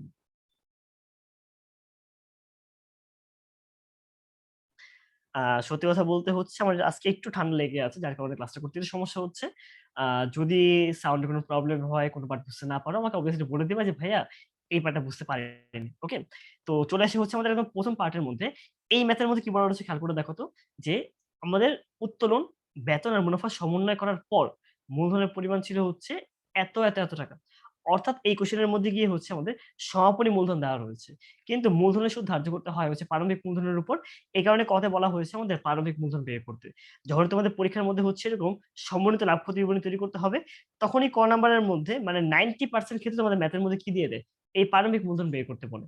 সো প্রারম্ভিক মূলধন বের করার জন্য কি করতে হবে আমাদেরকে? উত্তোলন, বেতন আর মুনাফা এই ৩ টাকে হচ্ছে যোগ বিয়োগ করতে হবে। তো সাধারণত কি করে খেয়াল করে দেখো তো, সাধারণত হচ্ছে আমরা উত্তোলনকে নিয়ে আসি হচ্ছে আমরা ডেবিট দিকে এবং মূলধনের সুদ, বেতনকে নিয়ে আসি আমরা ক্রেডিট দিকে। অর্থাৎ সাধারণত মূলধনের সুদ আর বেতন আমাদের মূলধনকে বাড়িয়ে দেয়, আর উত্তোলন আমাদের মূলধন কি করে দেয়? কমিয়ে দেয়। যখন কিনা হচ্ছে প্রারম্ভিক মূলধন বের করতে হবে, তখন আমরা ঠিক উল্টা কাজটা করব। নরমালি আমরা উত্তোলন বাদ দিয়ে দেই, বেতন, মুনাফা কি করে দেই? যোগ করে দেই। এই প্রারম্ভিক মূলধন বের করার জন্য হচ্ছে আমরা এই মুনাফা আর বেতন এই দুটাকে হচ্ছে আমরা বিয়োগ করে দিব, আর উত্তোলন এটা কি করে দেব আমরা যোগ করে দিব।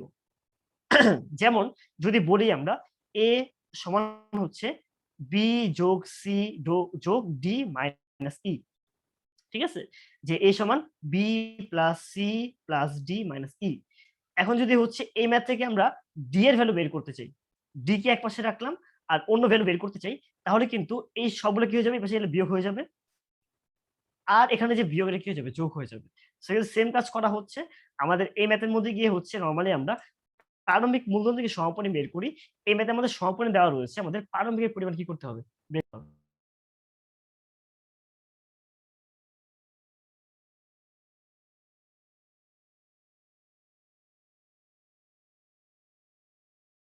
আচ্ছা, তো যেটা বলতে নিয়েছিলাম যে আমাদের মূলধন হিসাব নির্ণয় করতে বলা হয়েছে, সেটা করব আমরা উত্তোলনকে হচ্ছে যোগ করে দিব, বেতনের মুনাফা কি করে দেব বাদ দিয়ে দিব। সো এই কোশ্চেনের মধ্যে আমাদের উত্তোলন দেওয়া ছিল ৫২,০০০, ২২,০০০ আর ১৪,০০০। দেন হচ্ছে কি দেওয়া ছিল, আমাদের বেতন দেওয়া ছিল। বেতন কত? বেতনের পরিমাণ বলা রয়েছে হচ্ছে আমাদের এখানের মধ্যে। আ চুক্তি অনুযায়ী হচ্ছে আমাদের বেতন কত দেওয়া রয়েছে বলতো একটু? বেতন দেওয়া রয়েছিল ৳১৮,০০০। নাও আমাদের কোশ্চেনের মধ্যে ডাইরেক্ট মুনাফা দেওয়া নাই। সো মুনাফা যেটা করতে হবে, মুনাফাটাকে হচ্ছে আমরা ৩:২ এর মধ্যে ভাগ করে নিব। সো ৩, ২, ১ এই সবগুলো যোগ করলে বের হয়ে যায় হচ্ছে ৬। তাহলে এই ১,৮০,০০০ কে হচ্ছে আমরা কি করব ৩ দিয়ে গুণ দিব আর ৬ দিয়ে ভাগ দিব। দেন ২ দিয়ে গুণ আর ৬ দিয়ে ভাগ, দেন ১ দিয়ে গুণ আর ৬ দিয়ে ভাগ। তাহলে ৩ জনের মুনাফা পরিমাণ বের হয়ে যাবে। সো যেটা করতে হবে, আমরা যেটা করব, ফার্স্টে লিখে দিব সমাপনী মূলধন, উত্তোলন, বেতন আর মুনাফা সমন্বয়ের পর ১,৮৬,০০০, ১,৭৮,০০০ আর কত টাকা ১,৩৬,০০০। এরপর আমরা কি করব? বেতন আমরা কি করে দেব? নরমালি হচ্ছে আমরা যোগ করে দিয়ে এবার বেতনটা বাদ দিয়ে দিব। বেতন দেওয়া রয়েছে জাস্ট একজনের, সেটা হচ্ছে বাবলুর। এই বেতনটা বাদ দিয়ে দিলাম। তারপর হচ্ছে যেটা করতে হবে উত্তোলন। নরমালি আমরা বাদ দিয়ে এবার যোগ করে দিব ৫২, ২২, ১৪ এন্ড সবার লাস্টে গিয়ে আমাদের মুনাফা পরিমাণ বের হবে কত? মুনাফা বের হয়ে যাচ্ছে হচ্ছে আমাদের প্রথম ক্ষেত্রে ১,৮০,০০০। ১,৮০,০০০ কে যদি হচ্ছে আমরা ৩ দিয়ে গুণ করি আর ৬ দিয়ে ভাগ করি, বের হয় হচ্ছে ৯০,০০০। ১,৮০,০০০ কে যদি হচ্ছে আমরা ২ দিয়ে গুণ করি আর ৬ দিয়ে ভাগ করি, তাহলে বের হয় হচ্ছে আমাদের এখানের মধ্যে ৬০,০০০। অ্যান্ড যদি হচ্ছে আমরা ১,৮০,০০০ কে যদি হচ্ছে আমরা কি করি? আমরা ১ দিয়ে গুণ করি আর ৬ দিয়ে ভাগ করি, তাহলে বের হবে হচ্ছে আমাদের ৩০,০০০। এইটা এগুলাকে বসিয়ে দিব হচ্ছে আমরা মুনাফার ঘরে ৯০, ৬০, ৩০, তারপর এগুলো বাদ দিয়ে দিলে বের হয়ে যাবে হচ্ছে আমাদের প্রারম্ভিক মূলধনের পরিমাণ। অর্থাৎ এই ম্যাথের মধ্যে হচ্ছে আমরা বেতন আর মুনাফা বাদ দিয়ে দিয়েছি আর উত্তোলন যোগ করে দিয়েছি। কারণ সাধারণত হচ্ছে আমাদের উত্তোলন কি করে দেয়? আমাদের উত্তোলন হচ্ছে মূলধন কমিয়ে দেয়, বেতন আর হচ্ছে মুনাফা আমাদের মূলধন বাড়িয়ে দেয়। এবার উল্টা কাজটা করছি, আমরা হচ্ছে বেতন আর মুনাফা কমিয়ে দিব বা বাদ দিয়ে দিব আর উত্তোলন যোগ করে দিব, তাহলে বের হয়ে যাবে হচ্ছে আমাদের প্রারম্ভিক মূলধনের চেয়ে। এখন খ তে বলা ছিল শুধুমাত্র কি করা হয়নি? জাস্ট মূলধনের সুদ ধার্য করা হয়নি। তাই আমরা এই খ নাম্বার ম্যাথের মধ্যে সমন্বিত লাভ ক্ষতির মধ্যে শুধুমাত্র হচ্ছে কি করব আমরা? আমরা জাস্ট হচ্ছে এই মূলধনটাকে নিয়ে আসবো। আর কিছু আনা লাগবে না। সো এই ম্যাথটা হচ্ছে সাধারণত হচ্ছে পাশাপাশি করা হয়। এখানের মধ্যে যদি হচ্ছে আমি কি করেছি? আমরা একটা ম্যাথের মধ্যেই করেছি। বেটার হয় ২ পাশে করলে। ঠিক আছে? ২ পাশে করা যায়, উপর নিচেও করা যায়। ২ পাশে করলে কিভাবে করবে আমি জাস্ট দেখিয়ে দিই। জাস্ট a minute, আমি একটা তোমাদের একটা ছক তৈরি করে দেই। ঠিক আছে? এটা হয়ে যাবে হচ্ছে m, জাস্ট যেটা আমরা করব এই মূলধনের সুদ। আমরা জাস্ট হচ্ছে যেটা করব, এই সমন্বিত লাভ ক্ষতি হিসাব আমরা এখানে লিখে দিব হচ্ছে, এটা হয়ে যাবে হচ্ছে ডেবিটের পার্ট, এটা হয়ে যাবে হচ্ছে আমাদের ক্রেডিটের পার্ট,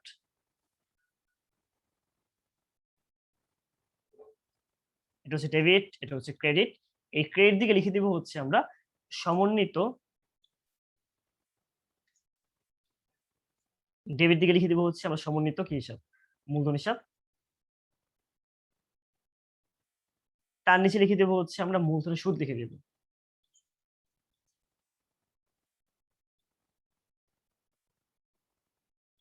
তো